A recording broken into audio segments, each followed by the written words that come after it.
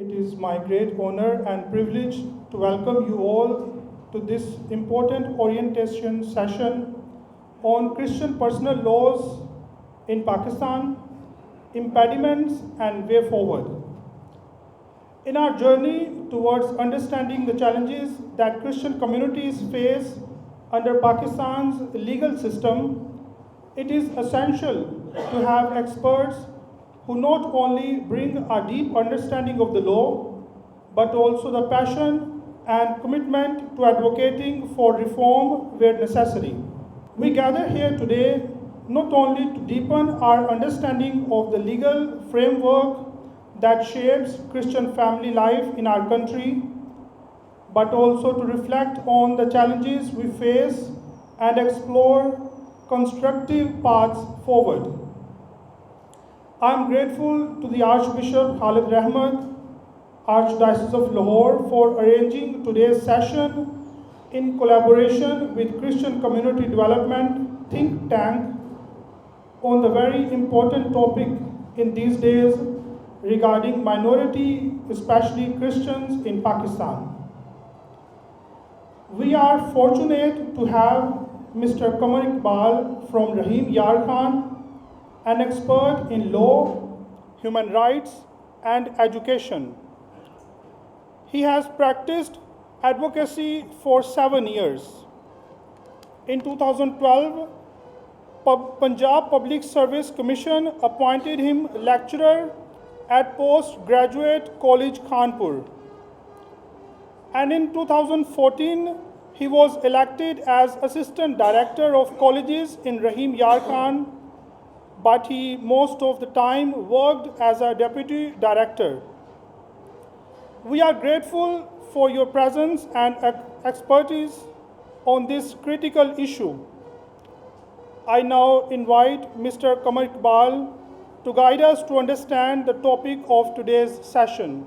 Before we begin our session, I would like to request Father Henry Paul to come and lead us in prayer. बाप और बेटे rule कुदस के नाम से आमीन। ए कादर मुतलक और अब्दी खुदा, तेरा शुक्र अदा करते हैं तेरी सारी नेमतों, रहमतों, बरकतों और बख्शिशों के लिए, और ख़ास तौर पर खुदावंद खुदा मसीही अज़दवाजी ज़िंदगी के लिए, जो हमारे लिए एक अहद भी है, एक साक्रमेंट भी है।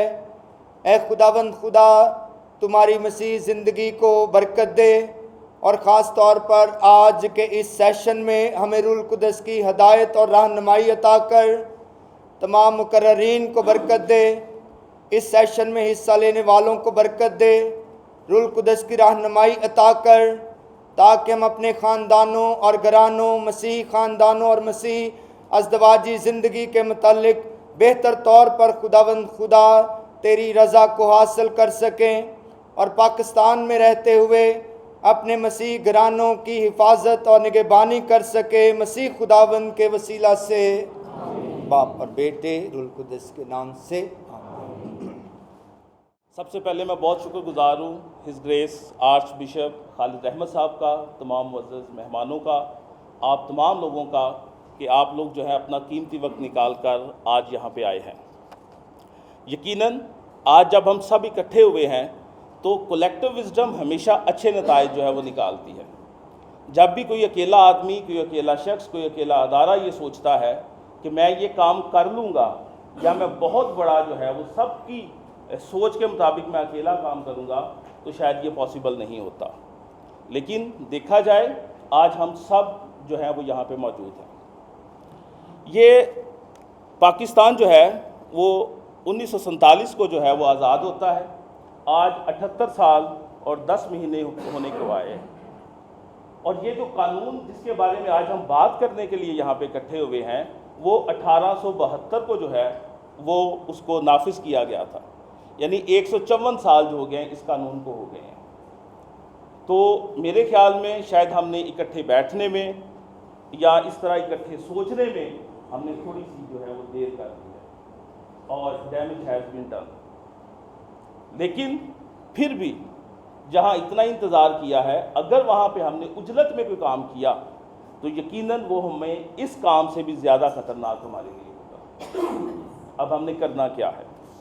फिज़िक्स का, क़ुव्वत का कानून सबको इल्म है कि अगर आप फोर्स सही डायरेक्शन में लगाएंगे तो आपको उसके नताइज बेहतरीन मिलेंगे, लेकिन अगर आप अपनी फोर्स को जो है वो उल्टी जो है वो आपकी डायरेक्शन में लगाएंगे तो आपको मतलूबा नताइज नहीं मिलेंगे।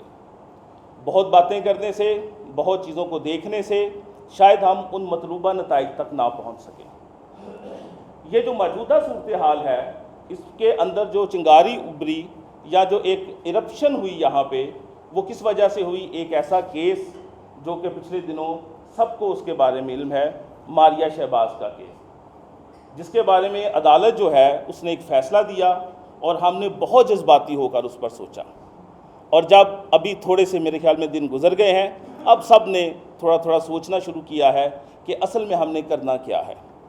क्या हमने उसी फ़ैसले के पीछे रहना है या उस फ़ैसले के जो असबाब बने हैं हमने उन असबाब की तरफ देखना है और उन असबाब को अब हल करने की तरफ जो है वो हम इकट्ठे होंगे और कलेक्टिव विजडम के साथ ये काम करेंगे। उस्ताद मोहतरम मेरे यहाँ पे बैठे हैं सलमान खोखर साहब, तो इनके मशवरे से और बहुत सारे जो दूसरे वकला हैं उनके मशवरे से ये काम ऑलरेडी जो है हम लोग कर रहे थे। हम देख रहे थे कि क्रिश्चियन पर्सनल लॉज जो हैं उनके अंदर कहाँ कहाँ पे ज़रूरत है कि उसको अमेंड किया जाए, कहाँ कहाँ पे ज़रूरत है जो आउटडेटेड चीज़ें हैं उनको उसमें से निकाल दिया जाए, कहाँ कहाँ आज की ज़रूरत के मुताबिक चीज़ें हैं जिनको उनके अंदर जो है वो डाल दिया जाए। लेकिन इसी उजलत के अंदर हमारे एक मुअज़्ज़ज़ MPA हैं, उन्होंने एक टेबल कर दिया है, एक बिल जो कि इसी के मुतालिक है, मैरिज एक्ट के मुतालिक है। अगर हम उसको देखें तो हमें लगता है कि काम उजलत में किया गया है। मैंने जैसे पहले आपसे कहा कि अकेले बंदे का ये काम नहीं है, हमें सब स्टेक होल्डर्स को बैठना पड़ेगा, लॉयर्स कम्युनिटी को बैठना पड़ेगा, मुख्तलिफ चर्चेस को बैठना पड़ेगा, इसके साथ हमारे जो पॉलिटिशियंस हैं उनको साथ बैठना पड़ेगा। और फिर जो चीज़ बाहर आएगी, जो ड्राफ्ट बाहर आएगा, यकीनन वो ड्राफ्ट वो होगा जिसकी ज़रूरत आज हमें है, यकीनन वो ड्राफ्ट वो होगा जो आज के टाइम के मुताबिक है। अदरवाइज़ इसी तरह उजलत में की गई चीज़ें जो हैं वो हमें पहले से मज़ीद जो ख़तरनाक सिचुएशन है उसके अंदर धकेल देंगी। जो हमने 78 साल में खोया है 154 साल पुराने निज़ाम की वजह से, वो हमें इस नए निज़ाम की वजह से शायद उससे भी ज़्यादा नुकसान जो है वो उठाना पड़ेगा। तो आज हम इकट्ठे हुए हैं, मेरी बहुत दुआ है, आप सब लोगों का बहुत बहुत शुक्रिया कि आप लोगों ने इस मिशन का हिस्सा बनने का जो है वो सोचा है।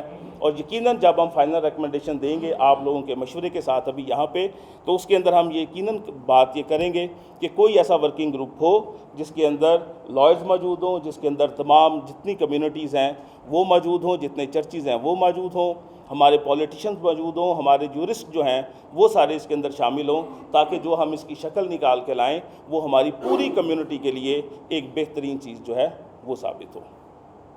यहाँ पे फादर जी होंगे, कोई एक फ़ादर जो हैं, प्लीज़ फादर जी आप मुझे बस ये बता दें कि ये जो आजकल हमारे यहाँ शादी हो रही है उसका एक प्रोसेस क्या है, कितने स्टेप्स के अंदर जो है वो हम रजिस्ट्रेशन तक जो है वो पहुँचते हैं। प्लीज़ अगर ये आप एक दफ़ा बता दें। जैसे कल मैंने आपके साथ ये शेयर किया था कि जब लड़की और लड़के वाले उतार लिखवाते हैं तो वो चर्च के पास या बाबूजी के पास या फादर जी के पास आते हैं और हम अपने जो कैथोलिक रिकॉर्ड है उसमें चेक करते हैं कि आया कि इनकी उम्र इतनी हो रही है कि ये शादी कर पाए, पहले ये देखते हैं। और इसके बाद जब वो दोनों एलिजिबल हो, उनकी एज इतनी हो गई है, तो हम बैप्टिज्म चेक करते हैं कि आया कि इनका बपतिस्मा हमारे रिकॉर्ड में है। और ये सारी चीज़ें देखने के बाद जो है जो पिटीशन है या उनकी दरख्वास्त है उसे फिर हम अपने रिकॉर्ड में दर्ज कर लेते हैं। इसके बाद जब तकरीबन 4 हफ्ते तक हम उनकी पब्लिक में चर्च के अंदर अनाउंसमेंट करते हैं, पुकार की सूरत में या बैंस में कहते हैं वो, ताकि लोगों को अगर किसी किस्म का कोई इतराज़ है तो वो हमें दफ्तर में बता सके या उधर बता सके बाबूजी को या फादर जी को। अगर नहीं है तो फिर हम जो डेट मुकर्रर की जाती है निकाह की उसके मुताबिक शादी कर देते हैं और उनको सर्टिफिकेट जारी कर दिया जाता है। वो सर्टिफिकेट कई बार तो वो फादर जी से रिकमेंड करवाते हैं ताकि यूनियन काउंसिल में जाएं और वहाँ से भी रजिस्टर करवाएं ताकि गवर्नमेंट के जो है रिकॉर्ड में ये चीज़ बिल्कुल ठीक है। यही 4 स्टेप्स हैं, इन पे हम गौर करेंगे। चलें जी, अब हम इसको कानूनी लैंग्वेज में थोड़ा सा एक दफ़ा देख लेते हैं, ताकि जब हम आगे जाके इसको पढ़ना शुरू करें तो फिर हमें चीज़ें जो हैं वो मिक्सअप ना हो जाए।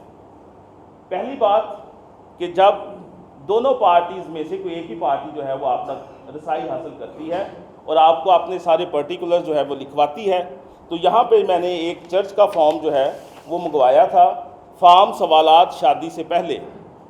ये आपने पर्टिकुलर जो हैं वो कोई भी पार्टी जो अफरीक आपकी चर्च के अंदर है, वो लड़की का है या लड़के का है, वो आपके पास आता है और अपने ये वाले पर्टिकुलर्स आपको वो आकर बताता है। इसको कानून की ज़ुबान में जब हम आगे जाके पढ़ेंगे तो इसको हम नोटिस कहते हैं, ठीक है।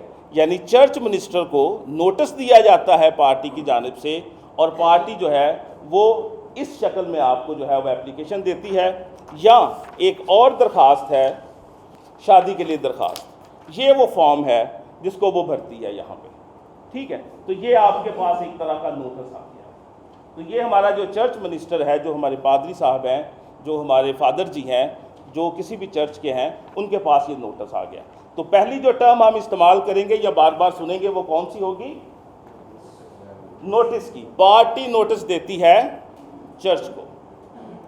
दूसरा, जो प्रीस्ट होता है वो इस नोटिस के बाद क्या करता है? इंतज़ार करता है 4 दिन, और 4 दिन के बाद वो जो है वो एक इशू करता है आपको सर्टिफिकेट, जिसको हम कहते हैं certificate of freedom for marriage. ये अब हो गया हमारी दूसरी चीज़, इसको हम सर्टिफिकेट कहते हैं। पहला नोटिस कौन जारी करेगा? या जो एप्लीकेशन आप तक आती है, दोनों फ्री कैन में से कोई एक फ्री का आपके पास आता है, वो आपको नोटिस देता है। प्रीस्ट जो है वो क्या करता है? एक आपको देता है certificate of freedom for marriage, ये सर्टिफिकेट हो गया। इसकी जो फॉर्मेलिटीज़ हैं, जब जैसे जैसे हम आगे जाएंगे अपने बिल के अंदर और पुराना जो हमारा कानून है उसमें, तो हम उन चीज़ों को जो है एलेबोरेट करते जाएंगे कि इसके साथ साथ दूसरी फॉर्मेलिटीज़ जो हैं वो क्या क्या है। उसके बाद जब ये हो जाता है तो उसके बाद शादी जो है वो कर दी जाती है, निकाह होता है, और वो निकाह जो है वो इस तरह के एक फॉर्म के ऊपर जो है वो कर दिया जाता है। यानी ये हो गया हमारा तीसरा स्टेप, इसको हम कहते हैं सर्टिफिकेट ऑफ मैरिज, ठीक है। वो था certificate of freedom to marriage, ठीक है ना। यानी आपको सर्टिफिकेट मिल गया कि आप एलिजिबल हैं शादी करने के लिए, और जो एतराज़ात अभी हम आगे जाके पढ़ेंगे वो एतराज़ात मौजूद नहीं हैं। आपका चर्च जो है उस बात को ओन कर रहा है कि आपके अंदर वो एतराज़ात नहीं है, और उसके बाद शादी जो है वो कर दी जाती है। जब ये निकाह हो जाता है तो फिर हम क्या करते हैं कि इसको लेकर जाते हैं यूनियन काउंसिल के अंदर या डिस्ट्रिक्ट काउंसिल के अंदर, या जो भी मुतलका इदारा है वो इसको क्या कर देता है? रजिस्टर कर देता है। तो हमारे 4 वेल मैनेज स्टेप जो हैं वो पूरे हो गए, और पूरी कलीसिया कई सालों से इन्हीं 4 स्टेप्स के ऊपर जो है वो काम कर रही है। इसका मतलब है हमारा जो कानून होना चाहिए वो क्या होना चाहिए? वो यही 4 स्टेप्स होने चाहिए। इसके दरमियान में आने वाली फॉर्मेलिटीज़ पर तो बात हो सकती है, लेकिन इसके अंदर कोई नई चीज़ को शामिल करना या बनी बनाई चीज़ में से किसी अच्छी चीज़ को बाहर निकाल देना शायद ये मुनासिब बात नहीं। इसको हम अभी देखेंगे। अब हम आते हैं अपनी जो मेन प्रेजेंटेशन है, इसको इन चीज़ों को अगर आप जहन में रखेंगे तो ये जो लैंग्वेज है इसको समझने में आपको और मुझे जो है बड़ी आसानी जो है वो पैदा हो जाएगी। जो हमारा पहला कानून था वो था क्रिश्चियन मैरिज एक्ट 1872, और उसके बाद क्रिश्चियन मैरिज एक्ट जो है 2026 जो हमारे एक मेंबर प्रोविंशियल असेंबली ने जो प्रपोज किया है उसको यहाँ पे लिखा है, और तीसरा कॉलम जो है वो हमने अपनी सजेशन या रिमार्क्स का बनाया है कि हम अब इसको देखेंगे कि किस तरह हम इसको बेहतर तौर पर जो है वो बना सकते हैं। जो पुराना हमारा एक्ट था उसके अंदर जो हमारे टोटल सेक्शंस थे वो थे 88, और अब जो है नया एक प्रपोज्ड हुआ है, हमारा जो बिल प्रपोज्ड हुआ है उसके हैं 42। इसका मतलब है काफ़ी सारे सेक्शंस जो हैं उनको निकाल दिया गया है। उसके बाद जो पार्ट्स थे इस पूरे एक्ट के 1872 के वो थे 8, उनको अब 6 कर दिया गया है, और 2 जो बहुत अहम किस्म के हमारे हिस्से हैं उनको वहाँ से जो है वो रिमूव किया गया है। जैसे हम आगे जाएंगे उस पर हम बात करेंगे। तीसरा और इम्पॉर्टेंट बात जो डेफिनेशन में हम पढ़ेंगे उसको हम करते हैं यहाँ पे कि ये एक्ट है और ये एक्ट जो है ये पूरे पाकिस्तान पर नेशन वाइड जो है वो अप्लाई हो रहा है। तमाम क्रिश्चियंस, वो आज़ाद कश्मीर का हो, वो इस्लामाबाद का हो, फेडरल टेरिटरी का हो, वो पेशावर का हो, वो बलूचिस्तान का हो, वो कराची का, वो पंजाब का हो, तमाम के तमाम जो क्रिश्चियंस हैं उन पर बैक वक्त यही पूरे का पूरा एक्ट जो है वो हो रहा है। लेकिन अभी जो प्रपोज़ किया गया है वो किया गया है पंजाब के मसीहियों के लिए। हारून साहब बता सकते हैं इस बारे में। हारून भाई, मेरी अगर शादी हो जाती है सिंध में और मेरा एक डिस्प्यूट जो है वो इरप्ट होता है, तो फिर मैं क्या करूँगा? मैं तो पंजाब का हूँ, तो मुझ पर कौन सा जो है वो इसमें अगर ये हो जाता है, खुदा ना करे ऐसा हो, लेकिन अगर ये हो जाता है, बिल जो पास होकर कानूनी शक्ल ले लेता है, तो फिर कौन सा जो है प्रीवेल करेगा मेरे लिए? जब डिस्प्यूट राइज होता है तो अभी जो प्रैक्टिस चल रही है उसमें होता है कि जहाँ जिस जगह पे बीवी रह रही है वहाँ की कोर्ट को जुरिस्डिक्शन, यानी फिर मैं तो इससे महरूम हो गया ना, ये जो बिल आया हुआ है इससे। यहाँ अगर लड़की यहाँ की, लड़का सिंध का है, फिर क्या होगा? वो बेचारे ने तो की होगी शादी 1872 के एक्ट के मुताबिक, और उस पर अप्लाई हो जाएगा 2026। ठीक है, तो ये वाली सूरत हाल है। कभी भी इस तरह नहीं होता। जो पर्सनल लॉज होते हैं, देखें हमारे 3 कम्युनिटी के पर्सनल लॉज हैं। हमारा क्रिश्चियन मैरिज एक्ट है 1872 का, हमारा क्रिश्चियन डाइवोर्स एक्ट है 1869 का, हमारा सक्सेशन एक्ट के अंदर हमारी जो इनहेरिटेंस की चीज़ें हैं वो हैं हमारी मौजूद हैं। ये हमारे पर्सनल लॉ है। Personal law belongs to a special community, special group of people, उनके होते हैं। मिसाल के तौर पे अगर मैं जायदाद का मसला होता हूँ और कोई फ़िक़्ह जाफरिया का बंदा है, तो पूरे पाकिस्तान में जहाँ जहाँ फ़िक़्ह जाफरिया का बंदा होगा उन तमाम के ऊपर एक तरह का कानून जो है बनेगा। क्यों? क्योंकि उनकी जायदाद का या प्रॉपर्टी का वो एक क्या है, पर्सनल लॉ है। ठीक है, मुस्लिम पर्सनल लॉ है, हिंदू पर्सनल लॉ है, पारसी पर्सनल लॉ है। तो इस तरह कभी भी नहीं होता कि हम जो है वो एक मखसूस पूरी कम्युनिटी में से एक पोर्शन को उठा के उसका जो है वो हम पर्सनल लॉ जो है वो बना दें। डेफिनेशंस पर आते हैं इसकी। Short title, extend and commitment, this act may be called the Christian marriage act 1872।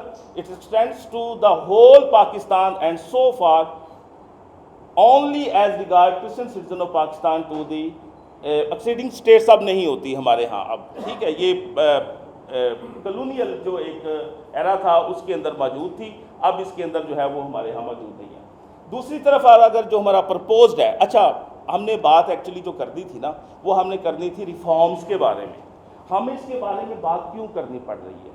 वो इसलिए करनी पड़ रही है कि हमें उन खदशात का इल्म होना चाहिए, उन आने वाले खतरात का इल्म होना चाहिए कि अगर ये बिल भी मंजूर होता है और हम कलेक्टिव विजडम से कोई चीज़ नहीं निकाल के लाते तो फिर हमारे साथ क्या होने जा रहा है, उसको देखने के लिए इसलिए ये कंपैरिजन जो है वो किया गया है। यहाँ पे आप देखें तो ये क्या कहता है, extends to whole of province of Punjab with regards to Christian citizen of Pakistan. ठीक है, सिटीजन ऑफ पाकिस्तान है और अप्लाई किन पर हो रहा है, प्रोविंस ऑफ पंजाब पर। ठीक है, तो कंट्राडिक्शन है डेफिनेशन के अंदर भी, हमें इसको ठीक करना होगा और हमें जो भी पर्सनल लॉ बनाना होगा पूरा बनाना होगा। नतीजतन क्या बात निकलती है कि प्रोविंशियल असेंबली जो है it is not appropriate forum to table this bill. तो कौन सा अप्रोप्रिएट फोरम बना फिर? नेशनल असेंबली और सेनेट जो लेजिस्लेशन का एक तरीक़ेकार है, आप उस तरीक़ेकार को अडॉप्ट करें। तमाम चर्चिस एक मुश्तरका ड्राफ्ट के ऊपर साइन करें, तमाम चर्चिस से वो ड्राफ्ट जो है वो आगे जाए, आपके लेजिस्लेटर जो हैं उनको लेकर नेशनल असेंबली में जाएं, वहाँ उसको वो टेबल करें, वो वहाँ पे उस पर वोटिंग हो, वो पेश हो और पूरे पाकिस्तान पर वो हो जाए। ठीक है, तो डेफिनेशन पहली जो हमारा सेक्शन यहाँ पे 1 और 1 है, पहले वाला ठीक है, दूसरा जो प्रपोज्ड है वो अभी उसके ऊपर जो है मेरा एक अपना ज़ाती ख्याल है, मुझे लगता है कि आप शायद लोग मुतफिक भी हों कि अगर इसको तहरीरी तौर पर ये बात जो है वो भी की जाए कि इसको अभी जो है वो होल्ड किया जाए, इसको ना इसको देखा जाए। दूसरी डेफिनेशन इसकी देखें जो इसमें है सेक्शन 3, ये मुख्तलिफ डेफिनेशंस हैं। पहले है चर्च ऑफ इंग्लैंड की डेफिनेशन है, फिर चर्च ऑफ स्कॉटलैंड की डेफिनेशन है, फिर चर्च ऑफ रोम की डेफिनेशन है और फिर जाके चर्च की डेफिनेशन की गई है।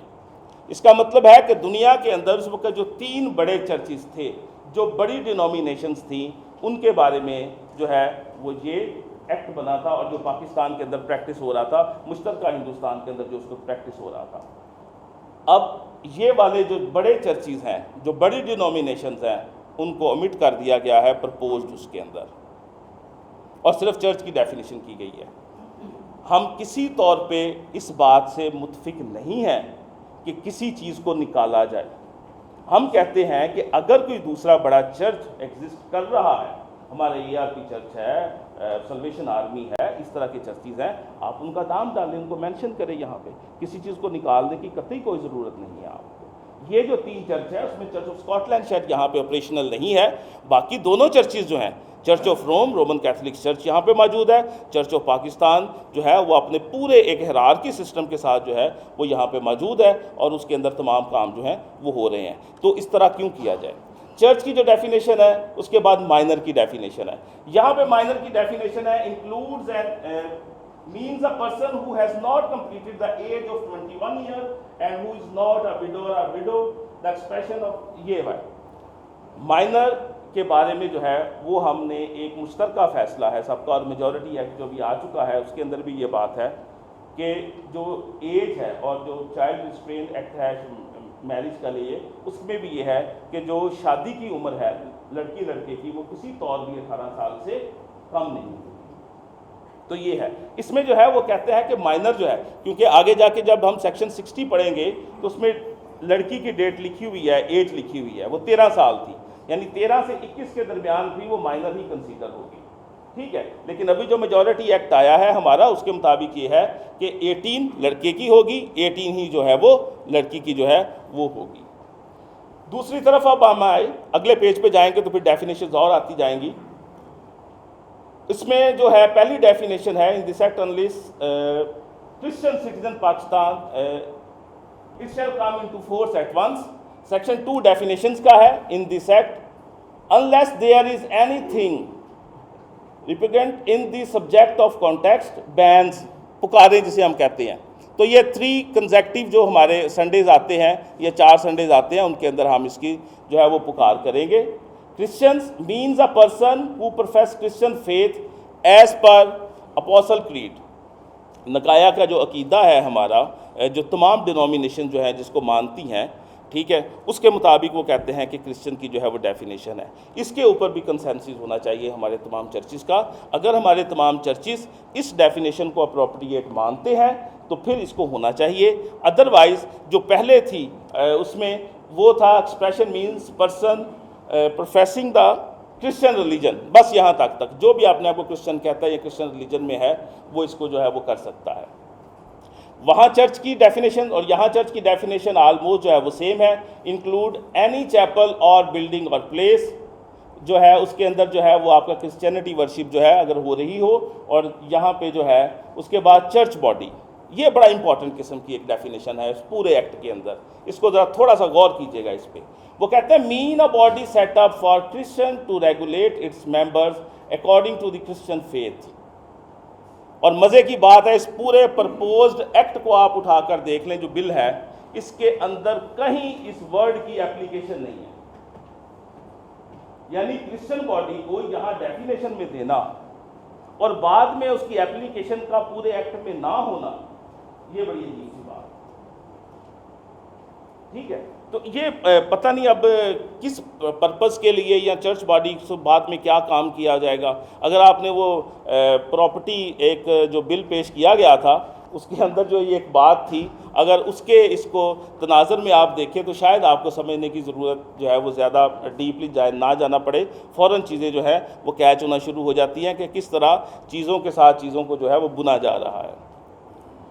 Court means the court of the civil judge within the local limits of whose jurisdiction either spouse reside or last resided together।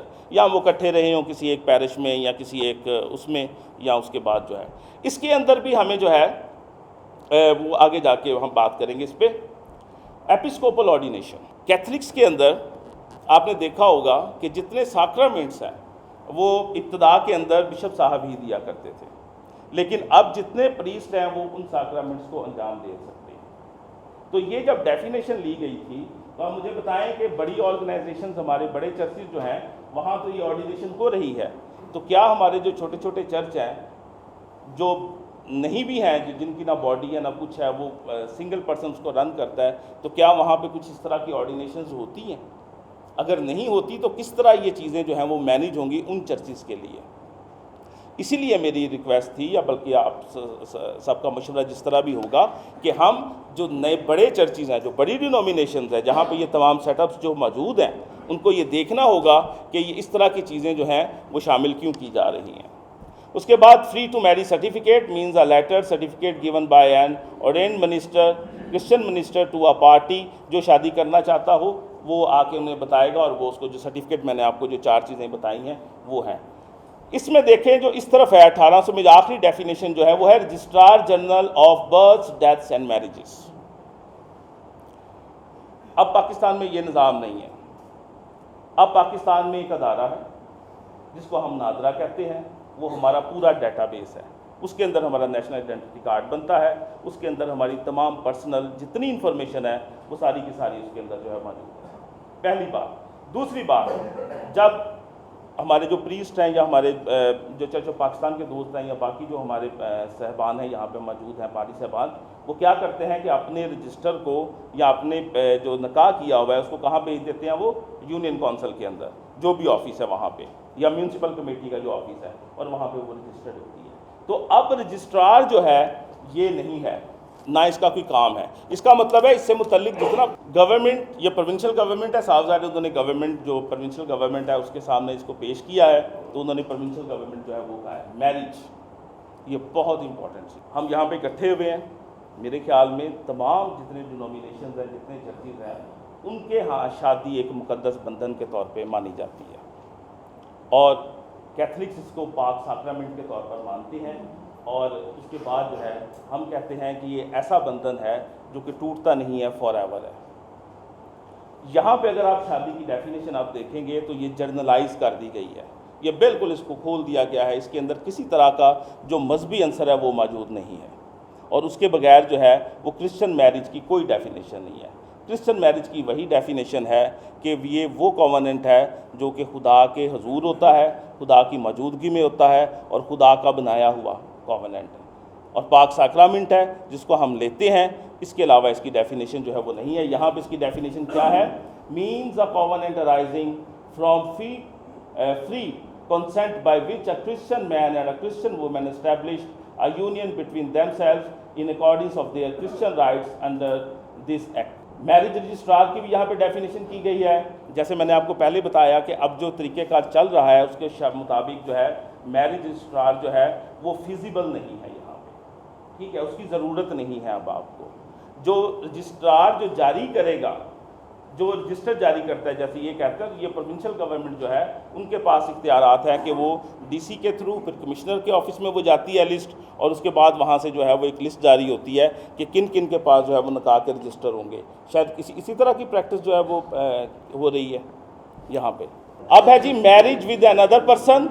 ये सबको पता है कि हमारा जो क्रिश्चियनिटी के अंदर चाहे कोई भी चर्च हो वो इस बात पर मुत्फिक है कि हमारी जो है मोनोगैमस है, हमारी पॉलीगैमस जो है वो नहीं है। जो हमारा डॉक्ट्रिन है वो ये है कि इसमें एक शादी हो सकती है, एक से ज़्यादा शादी जो है वो नहीं हो सकती। Minor means a person who has not attain the age of 18 years. ये बिल्कुल दुरुस्त है और इसी पर हमने जो है वो काम करना है और इसको जी हम अप्लाई करवाना चाहेंगे।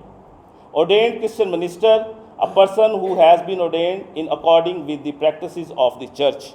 और यहाँ पे चर्च जो है उसका नाम जो है उसकी तफसील जो है वो नहीं दी गई।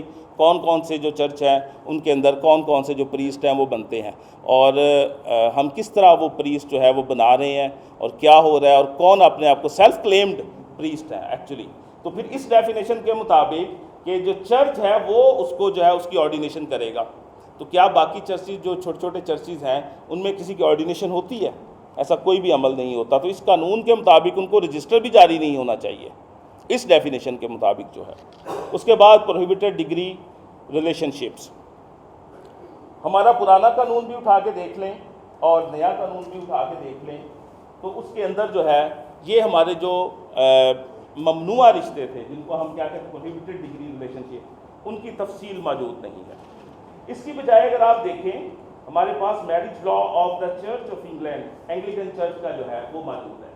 इसमें किंडर्ड एंड अफिनिटी, इसके दोनों जो हैं वो पूरी की पूरी एक लिस्ट मौजूद है कि कौन कौन से रिश्ते हैं जिसमें मर्द शादी कर सकता है, कौन कौन से रिश्ते हैं जिसमें औरत शादी कर सकती है। और इतनी मिन्यूट डेफिनेशन लिखी गई है कि यहाँ पे अगर वो कहता है ब्रदर के बारे में, in this table the term brother includes a brother of the half blood as well, कि अगर आपका हाफ ब्लड ब्रदर भी है तब भी उससे नहीं हो सकती। यानी इतनी डिटेल हमें भी अपना जो भी एक्ट होगा उसके अंदर इस पूरी लिस्ट को देना होगा, ताकि बाद किसी किस्म की जो है वो इबहम पैदा ना हो। यहाँ पे लिखा ज़रूर गया है अफिनिटी, किंडर्ड एंड अफिनिटी के बारे में, लेकिन लिस्ट प्रोवाइड नहीं की गई और सिर्फ यही लिखा गया है कि चर्च के अंदर जो रिश्ते ममनुआ हैं, तो एक चर्च किसी रिश्ते को ममनू समझे, किसी ना को ना समझे, तो फिर क्या होगा।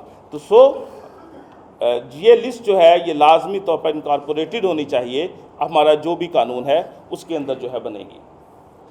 ये हमारा पहला जो है वो हिस्सा था, पहला पार्ट था जिसके अंदर डेफिनेशंस थी। ये समझना भी उतना ही ज़रूरी था जितनी हमने जो है वो पहले 3-4 स्टेप्स को समझने की कोशिश की थी। अब हमारा दूसरा हिस्सा जो है वो शुरू होता है, और दूसरा हिस्सा है हमारा the person by whom marriage may be सोलमनाइज्ड। कौन है वो बंदा जो कि शादी जो है, पर्सन बाय होम जो शादी कौन कर सकता है। इसका मैरिज, इसका सेक्शन 4 देखें। अच्छा, इसका सेक्शन 4 देखना है, उसका सेक्शन 3 देखना है, लेकिन इसके जो सेक्शन 3 अभी प्रपोज्ड उसमें बताई गई है, उसके अंदर अभी ये हमारी उमंगों के मुताबिक तो ज़रूर है, लेकिन ये कम्प्रीहेंसिव नहीं है। जब हम आगे जाके सेक्शन 60 को देखेंगे तो उसके अंदर जो चीज़ें मौजूद हैं, जब उस सेक्शन 60 जो पूरा एक चैप्टर निकाल दिया गया है इसमें से, उस चैप्टर की उस जो 60 है और 61 है, अगर हम उसको इस डेफिनेशन के साथ इनकॉर्पोरेटेड करेंगे तब ये जाकर डेफिनेशन जो है वो कम्प्रीहेंसिव होगी और हमारी आज की ज़रूरतों और उमंगों के जो है वो मुताबिक होगी। क्या कहता है जी वो, marriage to be solemnised according to act every marriage between person one और both whom is or a Christian or Christians shall be solemnized in accordance with the provision। इसमें क्या था, इसमें यह था कि दोनों फ्री कैन में से किसी एक का मसीही होना ज़रूरी है। हम इस बात पे जो है वो हम प्रोटेस्ट करते हैं कि ये नहीं है। डेफिनेशन क्या है कि जब भी शादी होगी, और यानी कोई भी हमारा जो क्रिश्चियन मिनिस्टर है जब भी वो शादी जो है उसको सोलमनाइज करेगा तो वो तब करेगा जब दोनों फ्री कैन क्या होंगे, क्रिश्चियंस होंगे, पहली बात। दूसरी बात, उनकी एज जो है वो क्या होगी, उन्होंने 18 ईयर्स की एज जो है उसको अटेन किया हो, तो फिर जाके हम उसकी जो है वो शादी हो सकती है। सेक्शन 5 है, person by whom marriage may be solemnised, marriage may be solemnised in Pakistan by any person who has received episcopal ordination. तो अब सारी शादियां जाके बिशप जी नहीं कर सकते, ठीक है। पैरिशेस मौजूद हैं, पैरिशेस के अंदर प्रीस्ट मौजूद हैं, पैरिशेस के अंदर पादरी साहब मौजूद हैं, वो जो है वो शादियां करेंगे।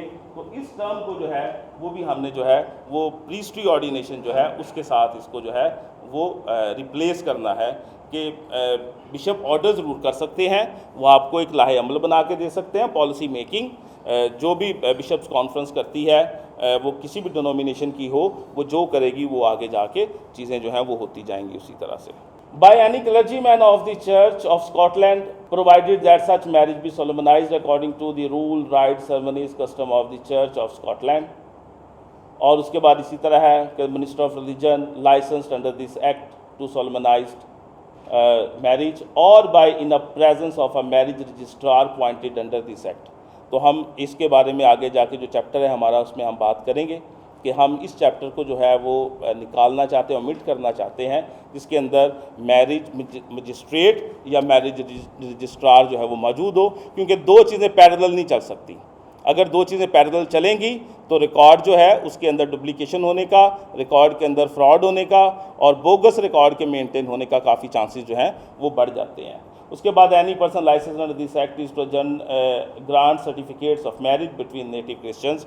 तो नेटिव क्रिश्चियन जो हैं वो एक टर्म इस्तेमाल होती थी कॉलोनियल एरा के अंदर कि वो जो देसी क्रिश्चियंस होते थे उनको वो नेटिव्स कहते थे, जो कि सन ऑफ सॉइल होते थे, जो यहाँ पर जिनकी कन्वर्जन हुई थी वो होते थे, और जो फॉरेनर्स आते थे, जो ब्रिटिशर्स आते थे या कोई और आता था, वो अपने आप को क्रिश्चियंस और हमें जो है वो नेटिव क्रिश्चियंस कहता था। तो यकीनन इस एक्ट के अंदर जो है इस वर्ड को जो है हमें जो है वो वहाँ से निकालना होगा।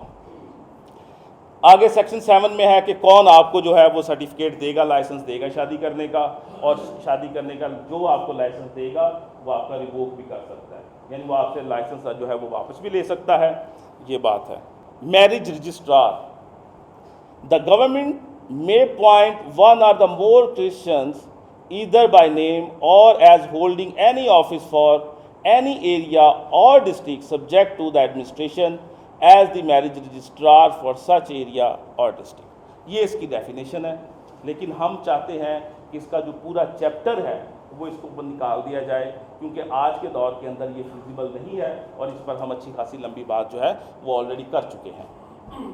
दूसरा पॉइंट इसका ये है, where there are a more than one marriage registrar. अब देखें, ये एक और तरह का जो है आपको पता है हमारे यहाँ तो फिर दो बंदों के पास अगर सेम पावर है तो उनको संभालना मुश्किल हो जाता है, एक बंदे को संभालना मुश्किल हो जाता है। तो यहाँ तो दो आपस में हमने एक पावर वाले कर दिए हैं, तो उनको हम किस तरह जो है वो मैनेज कर पाएंगे। The government shall appoint one of them to be the senior marriage registrar, और मैरिज रजिस्ट्रार का कोई क्राइटेरिया यहाँ पे मौजूद नहीं है। क्या वो मिनिस्टर होना चाहिए किसी चर्च का, क्या वो प्रीस्ट होना चाहिए, उसकी क्वालिफ़िकेशन क्या है, उसकी एज क्या है, उसकी जहनी काबिलियत क्या है, उसका क्या है, कुछ मेंशन नहीं किया गया यहाँ पे पूरे एक्ट के अंदर कि वो किस लेवल का होना चाहिए। वो 17वें स्केल का अफसर हो, वो 18वें स्केल का अफसर हो, वो किस पादरी हो, कोई फादर हो, वो क्या हो, ठीक है। तो इस पूरे एक्ट के अंदर कहीं भी उसका नहीं है।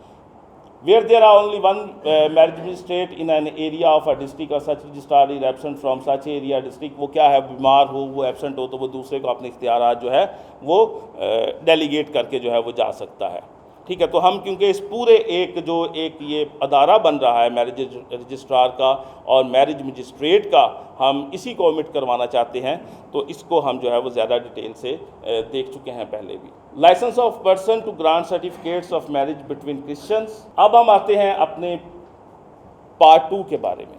इसमें वो कहता है कि टाइम एंड प्लेस।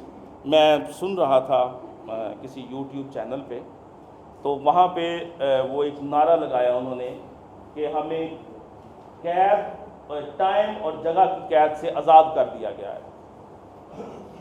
टाइम क्या था? टाइम पहले जो एक्ट में लिखा हुआ है वो है कि सुबह 6 से शाम 7 बजे के दरमियान आप जो है वो शादी करें। थियोलॉजिकली और बिब्लिकली इसका कहीं पे कोई हुक्म नहीं है, क्योंकि ये 154 साल पहले बनाया गया था। ना लाइटें होती थी, ना मोबाइल के कैमरे होते थे कि आप कुछ रिकॉर्ड कर सकें, ठीक है, ना इतनी रोशनी का इंतज़ाम था। तो होता क्या था, इसलिए वो दिन का टाइम रखा जाता था ताकि मिनिस्टर वहाँ पे पहुँच सके, विटनेसेस जो है विटनेस वहाँ पे पहुँच सके, जो शादी जो है जिसको सोलमनाइज किया जा रहा है उसके मेहमान पहुँच सके, और बाद में जितनी डॉक्यूमेंटेशन है वो दिन की रोशनी में हो जाए। ये था टाइम का मतलब। वहाँ पे टाइम कोई बिब्लिकल इसकी एविडेंस जो है मौजूद नहीं है। अगर इसको रिमूव भी कर दिया जाए तो कोई बात नहीं है। दूसरा जो इसका हिस्सा था वो था कि जब भी शादी होगी वो कहाँ पे होगी? चर्च के अंदर। देखें, शादी कहीं भी हो जाए, मिनिस्टर कहीं भी बैठा हो, जोड़ा कहीं भी बैठा हो, शादी हालों में हो जाए, कहीं भी हो जाए, शादी के वो जो एक पूरा एटमॉस्फेयर है उस पर फ़र्क नहीं पड़ता। लेकिन चर्च की जो अटैचमेंट है इस पूरी एक्सरसाइज के साथ वो डिस्कनेक्ट हो जाती है। तो चर्च की जो सेंट्रल पोजीशन है उसको आपने रिमूव कर दिया। आप इसको यूं कह सकते थे कि चर्च के अंदर शादी होना ज़रूरी है, लेकिन ख़ास हालात में अगर वो अपने जो बिशप साहब हैं या जो भी उनके वो डायसिस के हेड हैं अगर उससे इजाज़त लेते हैं, जैसा कि पहले उसमें मौजूद था 1872 के एक्ट के अंदर कि अगर वो अलाउ आपको करते हैं तो आप बेशक जो है शादी कहीं भी जो है वो कर सकते हैं। कोई इस पर इतनी रिस्ट्रिक्शन या इतना रिजिडनेस मौजूद नहीं थी वहाँ पे कि आपने लाजमी करनी है, मौजूद थी। लेकिन हम ये समझते हैं कि अगर आप शादी में से चर्च को निकाल देते हैं या प्लेस ऑफ चर्च जो है वो निकल जाती है, तो शायद फिर उस शादी का जो मतलब है वो डेलिबरेटली उसको जो है वो दूर किया जा रहा है। तो अब हम इसमें जो हमारा प्रपोज है वो ये है कि टाइम बेशक ना हो। आजकल जो मुख्तलिफ हालात चल रहे हैं उनके अंदर टाइम की पाबंदी तो नहीं होनी चाहिए, लेकिन प्लेस ऑफ जो सोलमनाइजेशन ऑफ मैरिज है उसके लिए अगर प्रपोज कर दिया जाए कि चर्च ही हो, हाँ किसी खास हालात में अगर चर्च से बाहर भी शादी होती है तो ये मैरिज के अंदर इरेगुलरिटीज़ का जो चैप्टर है उसके अंदर इसको शामिल ना किया जाए कि कहीं और जो है वो हो जा सकता है। तो इसमें ये इसकी सूरत हाल थी। अब आ जाते हैं हम अपने पार्ट 3 के बारे में। Marriages solemnised by ministers of religion licensed under this act. तो इसका मतलब है कि आपके जितने पादी साहबान हैं, फादर साहबान हैं, उनको लाइसेंस लेना पड़ेगा इस एक्ट के ज़रिए और उसके बाद जो है वो करेगा। जो प्रपोज्ड हमारा एक्ट है उसमें क्या है? उसमें है कि notice of marriages and solemnisation by ordained Christian minister. जिस मिनिस्टर की ऑर्डिनेशन होगी, ठीक है, उस के ज़रिए से ये होगा। नोटिफिकेशन, जैसे मैं पहले बात कर चुका हूँ, ये जस्ट डेफिनेशन है, आप लोगों को इसका पता है कि नोटिफिकेशन क्या है। दूसरी तरफ भी यही है, पब्लिकेशन ऑफ सच नोटिस। ये बहुत अहम चीज़ है कि हम इसको 2 तरीक़ों से करते हैं। पहला ये होता है कि आपने किसी नुमाया जगह पर जो भी नोटिस आए, जो भी शादी करी, वहाँ दरखास्त आए, आप उसको चर्च में नुमाया जगह पर लगाएं ताकि आपके घर से लोग देख सकें। इसके लिए कल फादर जी ने एक बात की थी, उन्होंने कहा था क्योंकि पुकार का जो ज़्यादा मतलब है वो ये है कि हमारे ज़रा लोग पढ़े लिखे नहीं हैं और इश्तेहार पढ़ने के भी उतने शौकीन नहीं होते, या कोई दीवार पे नोट्स लगा उसको भी नहीं पढ़ते, तो इसलिए हम पुकार करते हैं पूरी कांग्रीगेशन के सामने और बड़ी वाज़ेह होती है। दोनों फ्री कैन के नाम होते हैं, दोनों फ्री कैन की वहाँ पे एड्रेसेस मौजूद होते हैं, उनकी बल्दियत माँ के नाम के साथ वहाँ पे जो है वो बोली जाती है और फिर ऑफ़र की जाती है कि अगर किसी को कोई एतराज़ है तो वो हमें बताए और उस एतराज़ को जो है वो दूर किया जाएगा, ठीक है, और एक मखसूस टाइम जो है वो दिया जाता है। नोटिस देने का 4 दिन का इंतज़ार किया जाता है। 4 दिन के बाद सर्टिफिकेट जो है मिनिस्टर जो है वो इशू कर सकता है आपको उसके अंदर। सेक्शन जो है इसका 15 देखें, sending copy to notice to the marriage registrar when one party is minor. तो अब तो इसकी गुंजाइश नहीं है किसी भी तौर पे, कोई भी माइनर, चाहे वो पुरानी डेफिनेशन के मुताबिक ही क्यों ना हो, हम किसी भी माइनर की जो शादी है उसके ख़िलाफ़ हैं और किसी इस तरह के कोई भी सेक्शन या प्रपोज्ड में हो या हमारे पुराने में हो, इसको यहाँ से जो है वो क्या किया जाए, it is recommended that this section be omitted, ठीक है, इसको ओमिट करना चाहिए। इसी तरह जो है सेक्शन 16 है उसको भी करना चाहिए। सेक्शन 17 जो है वो issue of certificate to notice given by declaration made. अब ये जो डेक्लेरेशन आपने देनी है वहाँ पे, उसने क्या क्या जाकर देनी है वहाँ पे, इसका दूसरा देखिए, issue certificate of receipt notice and declaration made, section 11 और सेक्शन 17 जो है इस पे हमारी अब जो है वो पूरे के पूरी इस पार्ट के अंदर जो है वो ज़्यादा बहस जो है इस पे चलेगी कि इसके अंदर क्या चीज़ें मौजूद है। पहला जो सेक्शन था 1872, वो 18 से लेकर 26 तक था, उसके सेक्शंस मौजूद थे। अभी इसको कम करके जो है वो 9 से 15 तक जो है इसके अंदर कर दिए गए हैं। उनका नाम भी देखें, पार्ट का नाम भी चेंज कर दिया गया है और सेक्शन का नाम जो है वो भी चेंज कर दिया गया है। सेक्शन 11 जो है उसको हम पढ़ते हैं, a party intending marriage shall give an declaration in the manner herein after required and ordained minister to whom the notice of marriage was given. ठीक है, वो पहले जैसे बताया है कि हमारा जो भी पादरी होगा उसको नोटिस जो है वो दिया जाएगा। Shall under this hand issue a certificate of such notice given and declaration made. क्या डेक्लेरेशन जो है वो मेड होगा यहाँ पे, provided that no such certificate shall be issued until the expiration of the 4 days।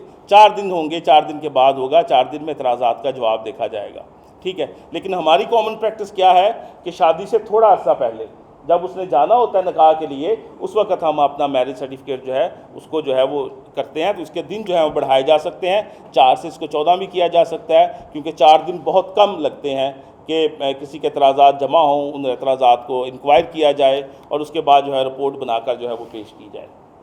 दूसरा इसका पार्ट है that no lawful impediments be shown to his satisfaction why which certificate should not be issued. अब उसकी satisfaction क्या है, इसको जो है वो रिप्लेस होना चाहिए, इस वर्ड को सेटिस्फैक्शन की बजाय वो चीज़ें जो रिकॉर्ड में लाई जाएं तहरीरी तौर पर, ठीक है, जो चीज़ें रिकॉर्ड के अंदर हों इसकी सेटिस्फैक्शन उससे हो। तो सेटिस्फैक्शन को एक्सप्लेन किया जाए कि उसकी सेटिस्फैक्शन क्या ज़ुबानी होगी, ज़ुबानी सेटिस्फैक्शन की कोई ज़रूरत नहीं है बल्कि उसके साथ है। तीसरा इसका पार्ट अगर देखें, that the issue of the certificate has not been forbidden in manner hereinafter mentioned by any person authorised in that behalf. ये पर्सन ऑथोराइज्ड कौन है, इसको मेंशन नहीं किया गया। ये पुराने अगर आप उसमें देखें और उसमें जो पर्सन ऑथोराइज्ड है वो है डिस्ट्रिक्ट जज, कि अगर मैं इशू नहीं कर रहा तो आप किसके पास जाएंगे? डिस्ट्रिक्ट जज के पास जाएंगे। और डिस्ट्रिक्ट जज क्या करेगा? ये नहीं हो सकता कि शादी 4 दिन बाद है और डिस्ट्रिक्ट जज जो है इस पर पूरा एक वो पिटीशन दायर करें। इस पर समरी ट्रायल होगा, ठीक है, 1 दिन के अंदर या 2 दिन के अंदर उसको फैसला करना होगा। इसलिए कंप्लीट ट्रायल की बजाय यहाँ पे जो वर्ड इस्तेमाल हुआ है वो समरी हुआ है इस्तेमाल, ठीक है, कि वो इसको जो समरी ट्रायल करेगा और उसके बाद फ़ौरन जो है वो इस पर फैसला देगा। अगर सर्टिफिकेट इशू करना है तो वो मिनिस्टर को कहेगा कि इसको फ्रीडम टू मैरिज जो है वो सर्टिफिकेट इशू कर दें। उसके बाद सेक्शन 12 अगर इसका हम देखें तो वो कहता है, अच्छा दूसरी तरफ देखें, यहाँ पे हमने ऑथराइज पर्सन और सर्टिफिकेट ना इशू करने की बात की है, लेकिन इसके साथ अगर हम पुराने एक्ट में देखें तो उसमें बहुत अहम एक ख़ानदानी बात लिखी गई थी। वो क्या था? That the consent or consents required by the law has or have been obtained there is no person resided in Pakistan having authority to give such consent as the case may be. कुछ भी case होता है पाकिस्तान में हो या ना हो, लेकिन क्या है कि उसको क्या अपना डिक्लेरेशन देना होगा आपके पास जब वो नोटिस लेकर आया है कि इसमें कंसेंट मौजूद है। फादर की कंसेंट बहुत ज़रूरी है, फादर नहीं है तो देन गार्डियन और मदर, इनकी कंसेंट होगी तब जाके जो है वो आपको सर्टिफिकेट जो है फ्रीडम टू मैरिज का जो है वो जारी होगा, अदरवाइज। लेकिन अब जो हमारा प्रपोज्ड बिल है यहाँ पे उसके अंदर इस चीज़ को जो है वो ओमिट कर दिया गया है कि कंसेंट की ज़रूरत नहीं है। और आगे भी जाके इसकी जो रेमेडीज़ हैं वो भी नहीं है कि अगर किसी ने नहीं दी कंसेंट या कंसेंट दी है, कोई एतराज़ उठाया है तो क्या है, ये एक बहुत बड़ी इरेगुलरिटी जो है वो हो सकती है इसके अंदर। तो यहाँ का बी और यहाँ का सी जो है वो डिफरेंट है, इसको ज़रूर आप रखें, ठीक है। ऑथराइज पर्सन को मेंशन करें, ऑथराइज पर्सन को एक्सप्लेन करें यहाँ पे कि कौन ऑथराइज पर्सन है, और लेकिन ये ज़रूर रखें कि जो हमारा कंसेंट है वो जो है वो लाजमी तौर पर होनी चाहिए। Declaration before issue of certificate, the certificate mentioned in section 11 shall not be issued until one of the person including marriage has appeared personally before the minister के सामने वो आता है। और क्या वो कहता है आके, हाँ ये देखें यहाँ पे टर्म्स लिख दी गई हैं, किंडर्ड एंड अफिनिटी, लेकिन जैसे मैंने पहले आपको बयान किया है कि किंडर एंड अफिनिटी की जो लिस्ट है, ममनुआ रिश्तों की जो लिस्ट है, वो ना पुराने एक्ट के अंदर मौजूद थी और ना जो हमारा प्रपोज्ड एक्ट है या प्रपोज बिल है उसके अंदर जो है वो मौजूद है। फॉर्म ऑफ सर्टिफिकेट, ये फिर उसकी एक आगे फॉर्मेलिटी है कि वो जो फॉर्म है वो किस तरह का होगा। शेड्यूल जो है किताब के अंदर दिया गया है, मैंने भी आपको दिखा दिए हैं। ऑलमोस्ट इसी तरह के फॉर्म जो है वो मिलते हैं। Solemnisation of marriage after issuance of certificate under section 11 marriage may be solemnised by the minister according to the rules and of the respective church. हाँ जी, इसका दूसरा हिस्सा देखिए। Provided that the marriage shall be solemnized in the presence at least 2 witnesses beside the ordained minister। पहले अगर हम पुराने उसमें पढ़े तो उसमें लिखा हुआ था credible witnesses। क्या वर्ड था? credible। इसका मतलब क्या है? credible जो है वो उसकी एलिजिबिलिटी को जो है वो शो कर रहा है कि उसकी क्या अहलियत क्या होगी, वो साउंड जो है माइंड का होगा, वो एडल्ट होगा, ठीक है, वो उसका खूनी रिश्तेदार नहीं होगा, ठीक है। तो ये तमाम चीज़ें जो हैं हमें मेंशन करनी होंगी इसके अंदर कि जो विटनेसेस हैं शादी के वो किस तरह के जो हैं वो होंगे। ये वही बातें आ रही हैं जो हम मैं ज़ुबानी जो है वो आपके सामने करता जा रहा हूँ। ये है जी पार्ट 4 हमारा। ये कहता है कि registration of marriages solemnised by minister of religion. जो मिनिस्टर ऑफ रिलीजन है जब वो शादी को कर देता है, निकाह हो जाता है, तो किस तरह रजिस्टर्ड होगी, तो किस तरह रजिस्टर्ड होगी। हमने इस पे पहले बात की है कि वो एक सिंपल सा तरीका है कि हम हर महीने क्या करते हैं कि अपना पूरा जो है जो रिकॉर्ड है वो हम भेज देते हैं यूनियन काउंसिल के अंदर और वो रजिस्टर कर देता है। उसकी फॉर्मेलिटीज़ क्या है उसको हम इस सेक्शन के अंदर जो है वो देखेंगे। ये marriage went to be registered, जब शादी हो जाती है तो वो यकीन रजिस्टर्ड हो जाएगी। Registration of the marriage solemnised by clergyman of Church of England. इसका जो पॉइंट है सेक्शन 29 है, quarterly return to archdeaconry. तो इसमें तो है, अब यहाँ पे उन्होंने क्या कर दिया है कि annual return to head of the churches तो आप करेंगे और उसके साथ एंड लोकल गवर्नमेंट कंसर्न। देखें, हमें एक परफॉर्मा आएगा, परफॉर्मे के अंदर हमें पता होना चाहिए कि कौन कौन से डॉक्यूमेंट्स जो हैं उनका होना ज़रूरी है मैरिज को रजिस्टर्ड करने के लिए। इस आइन के मुताबिक आपको अपनी पूरी की पूरी रिटर्न उनको भेजनी पड़ेगी। जैसे आप अपने बिशप साहब को भेज रहे हैं वैसे ही आप लोकल गवर्नमेंट के अंदर भेजेंगे। तो शायद इसमें बहुत सारी चीज़ें ऐसी होती हैं कि जो कि अपने चर्च को तो कम्युनिकेट करते हैं लेकिन गवर्नमेंट को कम्युनिकेट करने की ज़रूरत नहीं है। तो यहाँ पे बड़े वाज़ेह तौर पे ये दर्ज होना चाहिए कि हम उस रिटर्न के अंदर कौन कौन सी चीज़ जो है उसको भेजेंगे। क्या नोटिस का भेजना ज़रूरी है उसके साथ, क्या उसके साथ जो सर्टिफिकेट फ्रीडम वाला जो है उसको भेजना ज़रूरी है, या सिर्फ एक निकाहनामा और हमारा रजिस्ट्रेशन जो हमें मिली हुई है उसको भेजना ज़रूरी है। तो फुल रिटर्न को भेजना और एक स्पेसिफिक जो डॉक्यूमेंटेशंस हैं उनको सेंड करना टू लोकल गवर्नमेंट, इसको बहुत अच्छे तरीके से वाज़ेह होना चाहिए ताकि हम अपना चर्च का रिकॉर्ड जो है वो किसी तीसरी जगह पे जो है उसको जमा ना करवाते रहें। इसका सेक्शन 37 था, registration of a marriage between native Christians. ये साफ ज़ाहिर है कि इसको हम चाहेंगे कि यहाँ से ओमिट हो जाए क्योंकि अब तमाम क्रिश्चियन जो हैं इक्वली जो है उनको हम जो है यहाँ पे अब वो करेंगे। Certificate to be forward to marriage registrar and local government concern. तो साफ ज़ाहिर है कि हम इस पर बहस कर चुके हैं कि मैरिज रजिस्ट्रार जो है वो फिजिबल नहीं है किसी भी तरीके से, ठीक है। तो यहाँ पे होना ये चाहिए कि सर्टिफिकेट टू बी फॉरवर्डेड जो भी एक अथॉरिटी है, जो भी डिपार्टमेंट है उसका यहाँ पे नाम हो तो वो उसका लिए हो जाएगी। जहाँ कंसेंट चाहिए पेरेंट्स का, फादर का या किसी भी गार्डियन का, तो वो 18 इयर्स की एज तक तो मुझे समझ आता है, लेकिन फर्ज करें adult marriage at 25, 30, 35 and parents family is not willing, what happens? देखें, दो बातें हैं इसमें। पहली बात यह है कि आपकी फ्री विल है, जब आप एडल्ट हो जाते हैं तो हो जाते हैं। दूसरा है आपका फैमिली बॉन्ड और फैमिली स्ट्रक्चर। चर्च हमेशा सपोर्ट करता है आपके फैमिली स्ट्रक्चर को, आपके फैमिली बॉन्ड को। वो आपकी आज़ाद मर्जी पे कदगन नहीं लगाता, किसी तौर नहीं लगाएगा, आज भी नहीं लगाता, ठीक है। लेकिन हम जब किसी चीज़ को लिख देते हैं, किसी चीज़ को हम लिख देते हैं कि ज़रूरत नहीं है, कंसेंट जो है उसकी ज़रूरत नहीं है, तो इसका मतलब है ये एक तरह का इशारा जाता है कि उनकी अहमियत शायद नहीं है। आप लिख दें कि कंसेंट जो है उसकी ज़रूरत है। चर्च जो है, देखें वैसे भी मेरे सब बैठे हुए हैं जिनके पास पुकारों के लिए शादी के नोटिस रिसीव होते हैं, जिनको वो लाजमी तौर पर एक दफ़ा पूछते हैं पेरेंट्स के बारे में। तो हम किसी के, देखें हम शख्सी आज़ादी के ख़िलाफ़ नहीं हैं, चर्च कभी भी शख्सी आज़ादी के ख़िलाफ़ नहीं होता, ठीक है, हम पर्सनल। लेकिन हम फैमिली जो स्ट्रक्चर है या फैमिली बॉन्डिंग है, हम उसको भी कायम रखने की जो है वो ज़रूरत है। हम मॉरल्स पे बात करते हैं, हम एथिक्स पे बात करते हैं, हम बाकी चीज़ों पे बात करते हैं। तो चर्च जो है वो इंटैक्ट रहता है अपनी इन वैल्यूज़ के साथ। तो इसलिए हम चाह रहे थे कि एक चीज़ जब हम लिख देते हैं तो उसका असर किस तरह लेती है यूथ, वो और तरीके की बात होती है, ठीक है। अब हम आते हैं पार्ट 5 के बारे में। तो पार्ट 5 जो है इसका, वो मैरिजेस ऑफ सोलमनाइज्ड बाय और इन the presence of a marriage registrar.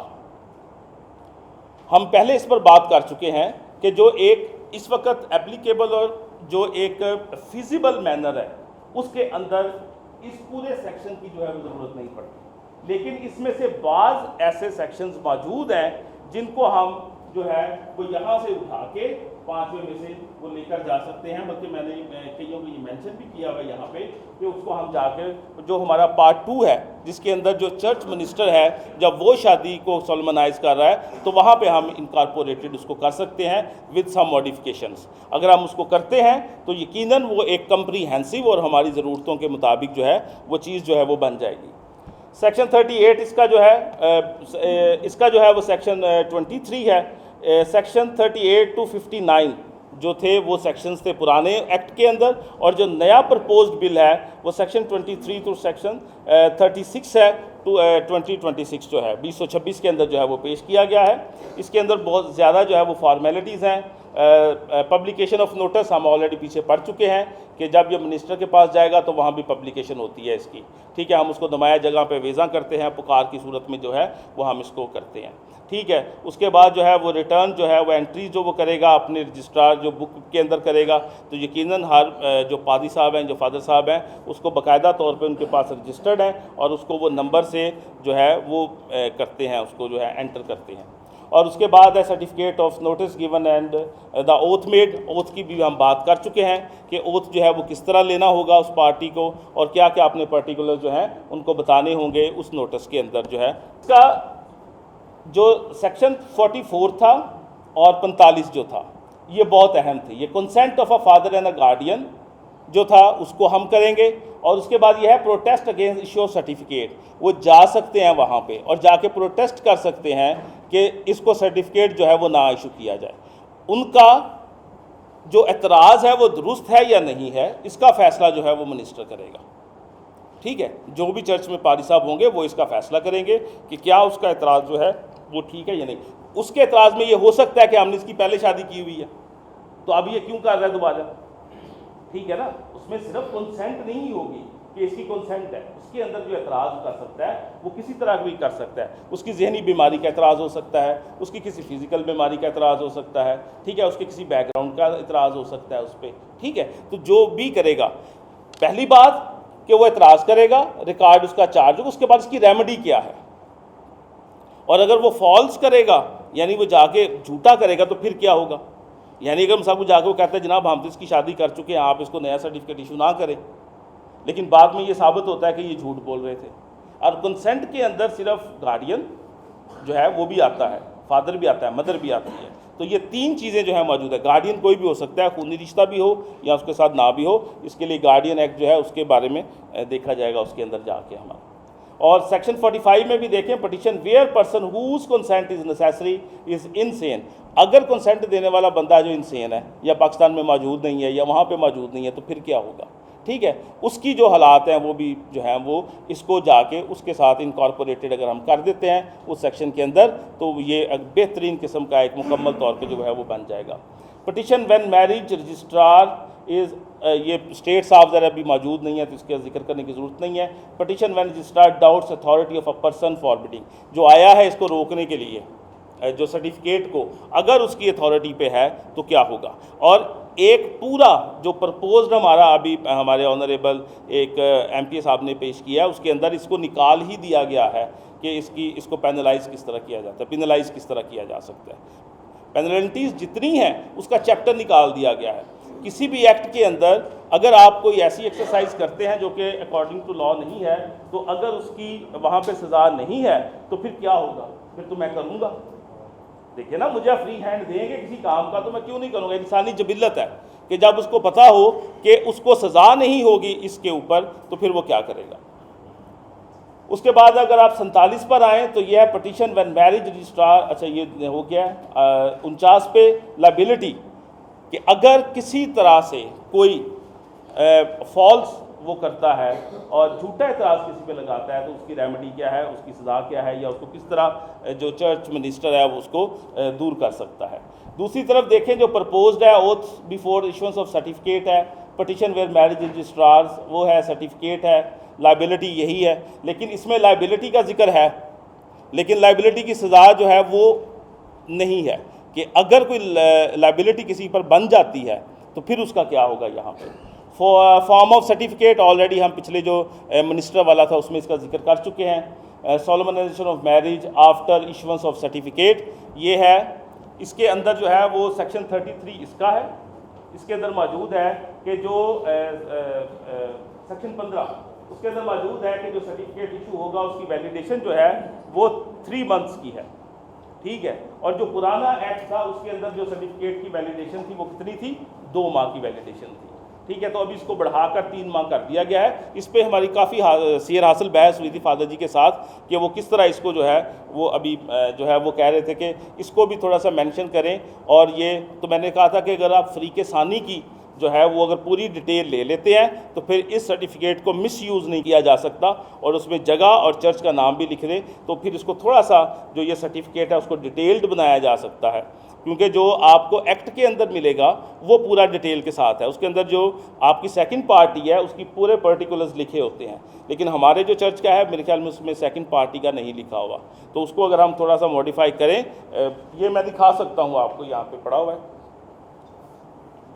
उसके बाद जो है वो हमारा registrar of marriage solemnise under this, ये सारी की सारी हमने इसमें लिखी हुई हैं कि कौन से सेक्शंस हैं। It is recommended that this section be omitted, जिसको ओमिट किया जाए, या कोई ऐसा सेक्शन है दिस, ये जो 53 सेक्शन है, marriage registrar may ask for the particulars to be registered. तो यहाँ पे कौन कह रहा है उसको पर्टिकुलर शादी रजिस्टर होने के लिए, मैरिज रजिस्ट्रार। हम कहते हैं कि ये सेक्शन ओमिट ना करें, इसको यहाँ से निकाल दें, लेकिन इसके अंदर मॉडिफिकेशन क्या करें कि ये जो पर्टिकुलर्स के लिए आपसे पूछ रहा है मैरिज रजिस्ट्रार, ये कौन पूछे आपसे? चर्च मिनिस्टर पूछे, ठीक है ना, चर्च मिनिस्टर पूछे, और इसको उसके साथ जो है वो आप जाकर अगर जोड़ देंगे तो ये हमारी जो है वो बेहतर एक शक्ल जो है वो निकल आएगी। ये है जी हमारा मैरिज ऑफ नेटिव क्रिश्चियंस। जैसे पहले बात हो चुकी है कि अब इसकी ज़रूरत नहीं है इस वर्ड की, इस टर्मिनोलॉजी नेटिव की, ठीक है, क्योंकि तमाम जो मसीही हैं हम उनको क्रिश्चियंस कहते हैं। उस वक्त हालात और थे, यहाँ पे बैरूनी क्रिश्चियंस बहुत ज़्यादा मौजूद होते थे, वो हुकूमत की शक्ल में थे, वो किसी और शक्ल में होते थे। अभी क्या है कि अभी हमारे सिर्फ है तो इसके लिए इसको निकाल, लेकिन इसका जो ये सेक्शन 60 है ये बड़ा कम्प्रीहेंसिव है। इसमें से आप नेटिव क्रिश्चियन और रजिस्ट्रार को अगर इसको निकाल दें तो ये जो है इसको आप वहाँ ले जाएं, शादी की जो हमने सेक्शन 3 पढ़ा था उसके साथ अगर आप इसको इनकॉर्पोरेटेड कर देते हैं तो ये बेहतरीन किस्म की जो है वो डेफिनेशन बन जाएगी। ये है क्या डेफिनेशन? ये इसके 3 इसके हिस्से हैं। पहला है the age of the man intending to be married shall exceed 16 years. पुराना जो हमारा कानून क्या वो कह रहा है कि मर्द की जो उम्र है वो कितनी होनी चाहिए? 16 साल, और वुमेन की जो है वो कितनी होनी चाहिए? 13 ईयर्स, ठीक है। इसको आप मॉडिफाई करेंगे और इसके अंदर दोनों का लिखेंगे कि दोनों की एज जो है वो क्या होनी चाहिए? 18 साल, ठीक है, वुमेन गर्ल की भी और बॉय की भी। उसके बाद neither of the person intending to be married shall have a wife और अ हस्बैंड स्टिल लिविंग। ये हमारा क्रिश्चियन डॉक्टर है कि दूसरी शादी नहीं हो सकती, पॉलीगैमस नहीं है हमारा रिलीजन जो है, हमारी जो मैरिज है उसका जो है उसके अंदर एक से ज़्यादा शादियों की गुंजाइश नहीं है, तो उसको इसका जो है वो बताना पड़ेगा। तीसरा है इन the presence of a person licensed under section 9, section 9 को हम अगर हमने पढ़ा था, and of the last 2 credible witnesses. वहाँ पे क्या था? विटनेसेस के साथ उसकी जो अहलियत थी वो बयान नहीं की गई थी, ठीक है। यहाँ पे हम जो है इसकी अहलियत जो है उसको बयान करें और देखिए इसको, other than the such person such as the parties shall say to others, ठीक है जी। ये उसके बाद ये पूरा हल्फ यहाँ पे दिया गया है। हमने जब मैरिज की डेफिनेशन की थी तो उसको इतना जर्नलाइज कर दिया गया था, लेकिन अगर आप इसको देखें तो ये क्या कहता है? Call upon this persons here present to witness that I, जो भी उसका नाम है ABC, in the presence of almighty God. Covenant किसकी उस प्रेजेंस में हो रहा है? ऑल माइटी गॉड की प्रेजेंस के अंदर ये हो रहा है। फिर वो कहता है and in the name of Lord Jesus Christ, ठीक है, खुदावंद यीशु मसीह के नाम में, डू टेक दी, जो भी उसका नाम है सेकंड पार्टी का, to be my lawful wedded wife और हस्बैंड। अगर लड़की बोल रही है या लड़का बोल रहा है तो ये वर्ड जो है वो अदा करता है। जब ये वर्ड वो बोलेगा तो फिर मैरिज जो है वो जस्ट एक सोशल कॉन्ट्रैक्ट नहीं रहेगी, ठीक है, वो फिर डिवाइन कॉन्ट्रैक्ट बन जाएगा, एक मुकद्दस रिश्ता जो है वो बन जाएगा, मुकद्दस कॉवेनेंट जो है वो बन जाएगा। तो इसलिए हमने उस जो डेफिनेशन दी गई है वहाँ पे उसको जर्नलाइज नहीं होने देना, बल्कि हमने इन चीज़ों को उसके साथ जो है वो बयान करना है। उसके बाद इसका सेक्शन 61 है, उसको भी किसी सूरत में हम जो है इस्तेमाल कर सकते हैं। उसके बाद कीपिंग द रजिस्ट्रार बुक, ये सारी की सारी इसकी फिर जो है फॉर्मेलिटीज़ हैं। जो भी वर्किंग ग्रुप बैठेगा वो इसकी line to line, comma, full stop, each and everything उसको जो है वो देखेगा। आप तक जो बात पहुंचानी मकसद थी वो यही था कि किन चीज़ों पर जो है वो ज़्यादा काम जो है वो हो सकता है। इसकी डिटेल ये हमने लिखी हुई है सेक्शन 63 ऑफ एक्ट, उसके अंदर क्या क्या चीज़ें जो हैं वो मौजूद हैं। ये बहुत अहम हिस्सा था इस पूरे एक्ट का, जिसको मुकम्मल तौर पर उस प्रपोज्ड जो हमारा बिल पेश किया गया है 2026 के लिए, उसमें से निकाल दिया गया है। जैसे मैंने पहले बात की है कि अगर आपको किसी तरीके की कोई भी एक्टिविटी ऐसी करनी पड़ जाए जो कि गैर कानूनी हो और आपको पता हो कि इसकी सज़ा भी नहीं है, तो यकीनन इंसानी जबिलत के मुताबिक वो आप करेंगे। और देखें जितनी हमारी यहाँ पे एक तरह के हो रहे हैं, बहुत सारे मामला जो हो रहे हैं, उनके अंदर अगर आप देखें तो आपको इन्हीं तरह की चीज़ों का जो है वो सामना करना पड़ सकता है। तो जस्ट मैं इसके नाम पढ़ता जाता हूँ, तो आप सोचिए कि अगर ये काम हो और उसकी पेनल्टी ना हो तो फिर क्या होगा। क्या है? पहला false oath declaration, notice of certificate for procuring marriage.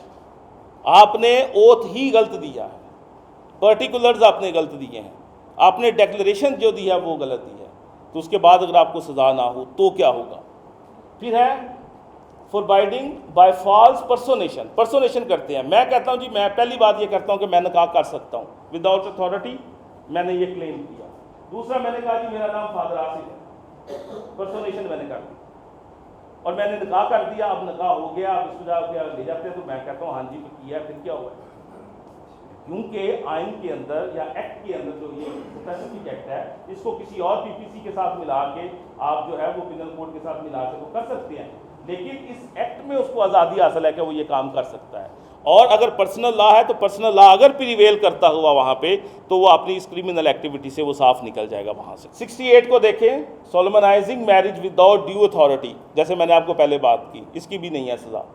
सोलोमनाइजिंग marriage out of proper time or without witnesses, proper time के बारे में जो है वो हम कंसेंसस इसके ऊपर कर सकते हैं कि क्या जो टाइम है क्या वो वाकई रेगुलरिटीज़ के अंदर आता है या नहीं आता, उस पर बात हो सकती है, लेकिन विदाउट विटनेसेस तो ये पॉसिबल नहीं है। ठीक है, लेकिन ये निकाह भी हो सकता है। कैसे निकाह होगा कि अगर उसने नाम ही डालना है ना किसी का, जाली साइन कर सकता है, नाम डाल सकता है, तो क्या होगा? इसकी सज़ा नहीं होगी उसको। और इवन आपकी वो जो शादी हो गई है उसको नल एंड वाइड भी नहीं हो सकती वो। ठीक है, आपको क्रिश्चियन डाइवोर्स एक्ट के अंदर जाना पड़ेगा और उसको वहाँ पे जो नल एंड वाइड करने के लिए चीज़ें मौजूद हैं, और अगर उसके अंदर भी ये शिक मौजूद नहीं है और ये सूरत हाल मौजूद नहीं है तो फिर भी आप उसको नहीं करवा सकते, और जब तक वो अप्रूव नहीं करेंगे तब तक वो नहीं होगी। 70 है इसका जी, इसमें भी सोलोमनाइजिंग विदाउट नोटिस और with in 14 days after notice marriage with minor. अब देखिए जी, विद माइनर के साथ अगर कोई शादी कर देता है तो हमने उसकी सज़ा भी ख़त्म कर दी है, प्रपोज जो हमारा वो है। ठीक है, तो ये नहीं हो सकता, बल्कि उसके लिए तो नहायत, क्योंकि हैंस की हीनियस ऑफेंस होता है, ऑफेंस की इंटेंसिटी देखी जाती है, जितनी इंटेंसिटी ऑफेंस की होगी उतनी ही इंटेंसिटी जो है सज़ा की होगी। रिगरस किस्म की जो है जब तक आप पनिशमेंट नहीं देंगे इसके अंदर, और हमने इसको जो है प्रपोज पूरे एक्ट के अंदर जो है वो ख़त्म कर दिया है। इशूइंग सर्टिफिकेट और मैरिंग विदाउट पब्लिकेशन नोटिस, ये छोटी छोटी वो है जिसे कहते हैं, इसको नज़रअंदाज किया जा सकता है, ये किसी भी वजह से हो सकती हैं, लेकिन अगर इसको एक्ट के थ्रू जाएंगे या इसको अगर आप पूरी इसकी वो करेंगे तो फिर इसको भी इग्नोर जो है वो नहीं किया जा सकता। इसी तरह बाकी जो है वो सारी की सारी जो है वो यहाँ पे मौजूद है। आखिरी जो था इसका मिसलीनियस है, इसने रजिस्ट्रेशन एंड रिकॉर्ड कीपिंग को डाला हुआ था। ठीक है, तो उसको हम जो है वो पूरा चैप्टर जो मैरिज रजिस्ट्रार का है उसको जो है वो हम चाह रहे थे कि उसको जो है वो रिव्यू किया जाए और देखा जाए कि क्या वो ज़रूरत है या नहीं है। अब आप आते हैं अपनी फाइनल रिकमेंडेशंस के ऊपर कि अब हम करना क्या है। हमने जैसे हमने सेशन शुरू होने से पहले बात की थी कि ज़्यादा बोलना, शोर करना और अपनी कुव्वत को जो है वो एक उसको आप जो इस्तेमाल कर रहे हैं इन द रॉन्ग डायरेक्शन वो करना है, या हमने सब ने इकट्ठे होके बैठ के इस चीज़ को प्रॉपरली देखना है। सबसे पहली बात इसके अंदर क्या है कि हमने अपनी जो हमारे एक्ट की ज़ुबान है, जितने पर्सनल लॉज हैं, क्रिश्चियन मैरिज एक्ट है, क्रिश्चियन डाइवोर्स एक्ट है, सक्सेशन और इनहेरिटेंस के जो क्लॉजेज़ हैं, उन तमाम को हमने क्या करना है, सिंपल ज़ुबान के अंदर करना है। और बेहतरीन हाल ये है कि उसको हम उर्दू में ट्रांसलेट करें। अगर हम उसको उर्दू में ट्रांसलेट करते हैं तो हर मसीही तक इसकी रसाई जो है वो हो सकती है। उर्दू पढ़ना निस्बतन आसान होता है। हम वकील होने के बावजूद भी या जिन्होंने लॉ की प्रैक्टिस कभी ना कभी की हो, उनके लिए भी ये चीज़ें पढ़ना कभी कभी मुश्किल हो जाता है, या उसको असल रूह के साथ या असल मानी के साथ समझना मुश्किल होता है। तो एक कॉमन मैन जो है वो किस तरह उसको जो है वो समझ पाएगा। तो यही है कि इसको जो है वो सिंप्लीफाई करें, और जो एक्सेस है इन लॉज की, इन लॉज नहीं, इन कवानीन के जो है वो एक्सेस जो है उसको जो है वो बढ़ाया जाए। Propose reform in all personal laws, तमाम पर्सनल लॉज के अंदर हमें रिफॉर्म चाहिए। क्रिश्चियन डाइवोर्स एक्ट के अंदर आपको देखना पड़ेगा कि कौन सी चीज़ें आउटडेटेड हो गई हैं, कौन सी नई चीज़ें आ सकती हैं, सोसाइटी की क्या ज़रूरत है, हमारी बिब्लिकल एजुकेशन के ख़िलाफ़ क्या चीज़ थी और उसके हक़ में क्या चीज़ थी, जो हो सकती है वो नहीं थी, जो नहीं है वो हो सकती है।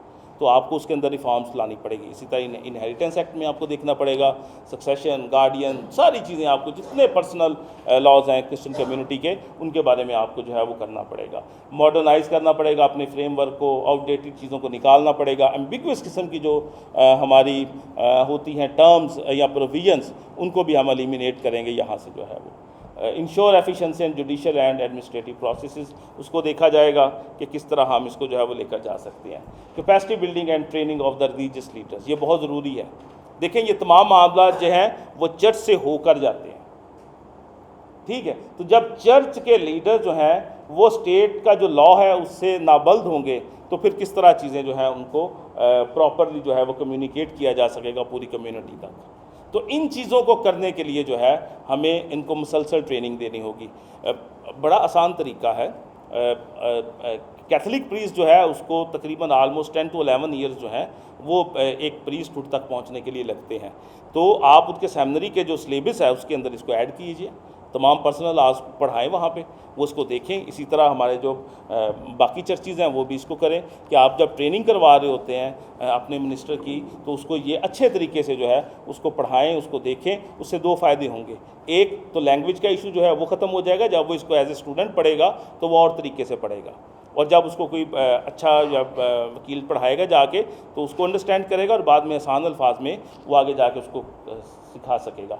Engagement with the legislators and politician figure, देखें हमने सेशन के शुरू में ये बात की थी, इनके बगैर ना तो अमेंडमेंट हो सकती है, ठीक है, ना कोई बिल पेश हो सकता है, ना उस पर वोटिंग होगी, ना कुछ भी नहीं होगा। इनसे एंगेजमेंट करें और फिर एंगेजमेंट उस वक्त करें जब आप अपना प्रॉपर होमवर्क जो है उसको कर चुके हैं।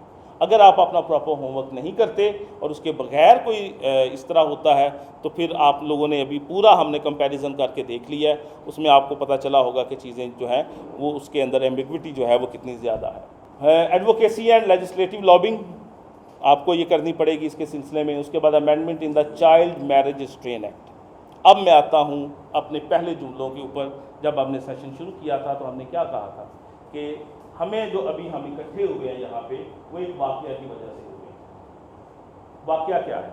वाक़या ये है कि कम उम्र लड़की की शादी एक मुस्लिम जो है उससे होती है, और बाद हमारी फेडरल जो कोर्ट है उसके बारे में जो आईनी अदालत जो देती है फैसला वो ये देती है कि एक मुसलमान अहले किताब से शादी करो। दो बातें ज़हन में रखिए, मुस्लिम लॉ जो है क्योंकि मेजॉरिटी में है तो साफ ज़ाहिर है कि 98% आबादी का हक उनसे नहीं छीन सकते, कवानीन उनकी मर्ज़ी के मुताबिक बनेंगे, ठीक है, जो भी कवानीन उनकी शरीयत के मुताबिक है, और कॉन्स्टिट्यूशन जो है उनको फंडामेंटल राइट्स की गारंटी दे रहा है। हमारी गलती कहाँ हुई थी? हमारी गलती ये हुई थी कि कम उम्री की शादी काबिल सज़ा जुर्म तो हमने बना लिया, लेकिन उस निकाह की जो वो है वैलिडिटी है, जो उसको नल एंड वॉइड करार देने का जो था शिक उसके अंदर मौजूद ही नहीं है। तो आपको इसको पूरी अमेंडमेंट करवानी पड़ेगी इसके अंदर। इसके लिए आपको बाकी चीज़ों से भी ज़्यादा जोर लगाना पड़ेगा कि इसके अंदर आप ये करें कि अगर इस तरह का कोई निकाह होता है और उसके अंदर इस तरह की जो है बद इंतज़ामी जो है वो पाई जाती है तो फिर निकाह जो है उसको क्या कर दिया जाएगा? नल एंड वॉइड करार दे दिया जाएगा, और फिर वो उसी निकाह से पहले की जो सूरत हाल है फ्रीकैन उसी के अंदर दाखिल हो जाएंगे उसी के अंदर। उसके बाद continuous church oversight on legislation. देखें, आप चेहरा मोहरा है हमारा पूरी कम्युनिटी का, आप वो लोग हैं जो हमारे सर हैं, सोचना आपने है, देखना आपने है, काम आपने करना है। अगर चर्च नहीं करता, जैसे 78 साल के अंदर नहीं किया गया, तो इस तरह की सूरत हाल आपको लाजमी तौर पर देखनी पड़ेगी। तो अब जो है वो जिस तरह आपने बेड़ा उठाया है तमाम लोगों ने, अब आपको इसको मुसलसल कंटिन्यूसली देखना पड़ेगा कि हम क्या कर रहे हैं, क्या हो सकता है, क्या नहीं हो सकता, ठीक है। तमाम चर्चिज़ को इकट्ठे बैठना होगा। जो भी हमारा मुश्तरका एक हकूक़ है उसकी लड़ाई जो है वो आप अकेले के लिए नहीं लड़ सकते, आप सबको मिल के करना पड़ेगा। The recommendations are present with the objective of modernizing Christian personal laws in Pakistan, making them more accessible, transparent and just। कानून के मुताबिक होने चाहिए, इंसाफ दिलाने वाला एक्ट होना चाहिए। ऐसा एक्ट ना हो जिससे इंसाफ जो है वो हमें ना मिले, हम उससे दूर हो जाएं, while ensuring that the legal system remain responsive to the needs of the community in the present era। ठीक है, बहुत बहुत शुक्रिया आप लोगों का इतने तवील दौरानिए की बातचीत सुनने के लिए, बहुत शुक्रिया। भाई कमर इकबाल, आपका बहुत बहुत शुक्रिया। आपने बहुत खूबसूरत अंदाज के साथ, यकीनन आपने बड़ी स्टडी की है दोनों लॉज की, जो 1872 का है और जो अभी प्रपोज किया गया है। ये ज़ाहिर करता है कि ये हम सब का मेन कंसर्न है। हम सब इस बारे में बहुत सोच विचार कर रहे हैं कि किस तरह इसमें दुरुस्त अमेंडमेंट्स लाई जाएं ताकि हमारी क्रिश्चियन कम्युनिटी जो है वो इससे कहीं भी नुकसान ना उठाए बल्कि इससे हमेशा फैज़याब हो।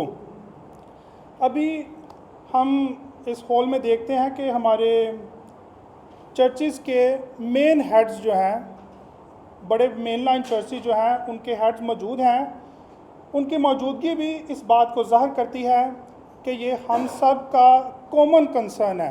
हर शख्स जो है, हर चर्च अपनी डिनोमिनेशन से बालातर होकर इस अमेंडमेंट में और इस बिल के बारे में वो कंसर्न रखता है कि इसमें अच्छी अमेंडमेंट्स लाई जाएं ताकि वो सारे क्रिश्चियंस के लिए फ़ायदेमंद हों। अभी मैं हमारे मिनिस्टर जनाब रमेश सिंह अरोड़ा साहब को दावत देना चाहता हूं कि वो आएँ और अपने ख़यालात का इज़हार करें। सबसे पहले तो मैं आर्च बिशप साहब आपका शुक्रिया अदा करता हूँ, और ये जो आज अपने काविश की है कि सारे मेन लाइन चर्चेज़ यहाँ पे मौजूद हैं, और ख़ासकर मैं अप्रिशिएट करता हूँ कमर साहब, आपको मैं अप्रिशिएट करता हूँ पूरी टीम को, जिस तरीके से आपके थिंक टैंक ने एक बड़ा थॉट प्रोवोकिंग काम किया, और आज अपने हमारे जितने भी यहाँ पे बैठे हुए हैं डिफरेंट डिनोमिनेशन, मैं आपको अप्रिशिएट करता हूँ जी, और ये नीड ऑफ द आवर है। But before I start let me assure you, क्योंकि यहाँ पे बिशप नदीम कामरान साहब भी मौजूद हैं जो कि लाहौर डायसिस को देख रहे हैं, मानुल खोखर साहब भी मौजूद हैं जो कि रावल डायसिस को देख रहे हैं, मेरे भाई डॉक्टर मजीद एवल साहब मौजूद हैं, और हम सब के सब यहाँ पे कैथलिक चर्च में मौजूद हैं। कोई भी लेजिस्लेशन उस वक्त तक नहीं होगी, गवर्नमेंट ऑफ पंजाब कोई भी लेजिस्लेशन उस वक्त तक नहीं करेगी जब तक आप सब लोगों की उसमें शमूलियत नहीं हो जाती। सो रेस्ट एश्योर, चाहे वो प्राइवेट मेंबर बिल है, चाहे वो जिस तरह भी है, जब वो मेरे पास आएगा, क्योंकि human rights and minority affairs के महकमे को मैं देख रहा हूँ, सर्टनली ये कैबिनेट के अंदर आएगा। कैबिनेट में बतौर वज़ीर अगर if you do not agree with that, तो सबसे पहले डिसेंडिंग नोट मेरा जाएगा कि इस बिल के साथ कम्युनिटी जो है, जो मेन जो लाइन की चर्चेज हैं, they are not agree with it, so नहीं होगा तब। तो सबसे पहले मैं आपको ये कहता हूँ। दूसरा, क्योंकि मैं ऑलरेडी इस प्रोसेस से गुजरा हुआ हूँ, सिख मैरिज एक्ट 2017 में इसी तरह मैंने as a private member bill introduce किया था पंजाब असम्बली के अंदर, और पंजाब असम्बली के अंदर टुक 6 मंथ्स, और एक बड़ा एक लंबा प्रोसेस होता है जिस प्रोसेस से गुजर के ये बिल पास होता है, बिकॉज प्राइवेट मेंबर बिल सैकड़ों की तादाद में असम्बली के अंदर आते हैं। और वो अगर आप हिस्ट्री उठा के देखें तो जब से ये मिनिस्ट्री डिवॉल्व हुई और डिवॉल्व होकर पंजाब के अंदर आई, तो सिर्फ एक ही bill private member bill minority department का पास हुआ, वो सिर्फ सिख मैरिज एक्ट था। इसके अलावा आज तक और बिल पास नहीं हुआ। इससे पहले कि मैं मारिया शहबाज केस पे बात करूँ, बहुत अच्छे तरीके से हमारे जो थिंक टैंक के जो नुमाइंदगान यहाँ पे मौजूद है, इन्होंने इस पर बात डाल दी। मेरा खुद इस पर, मैं हर जहाँ पे बैठता हूँ, मैं इस फोर्स कन्वर्जन की या एक पूरा एक माइंड सेट है जो माइंड सेट इस पर काम कर रहा है कि हमारे जो माइनर गर्ल्स हैं उनको किस तरीके से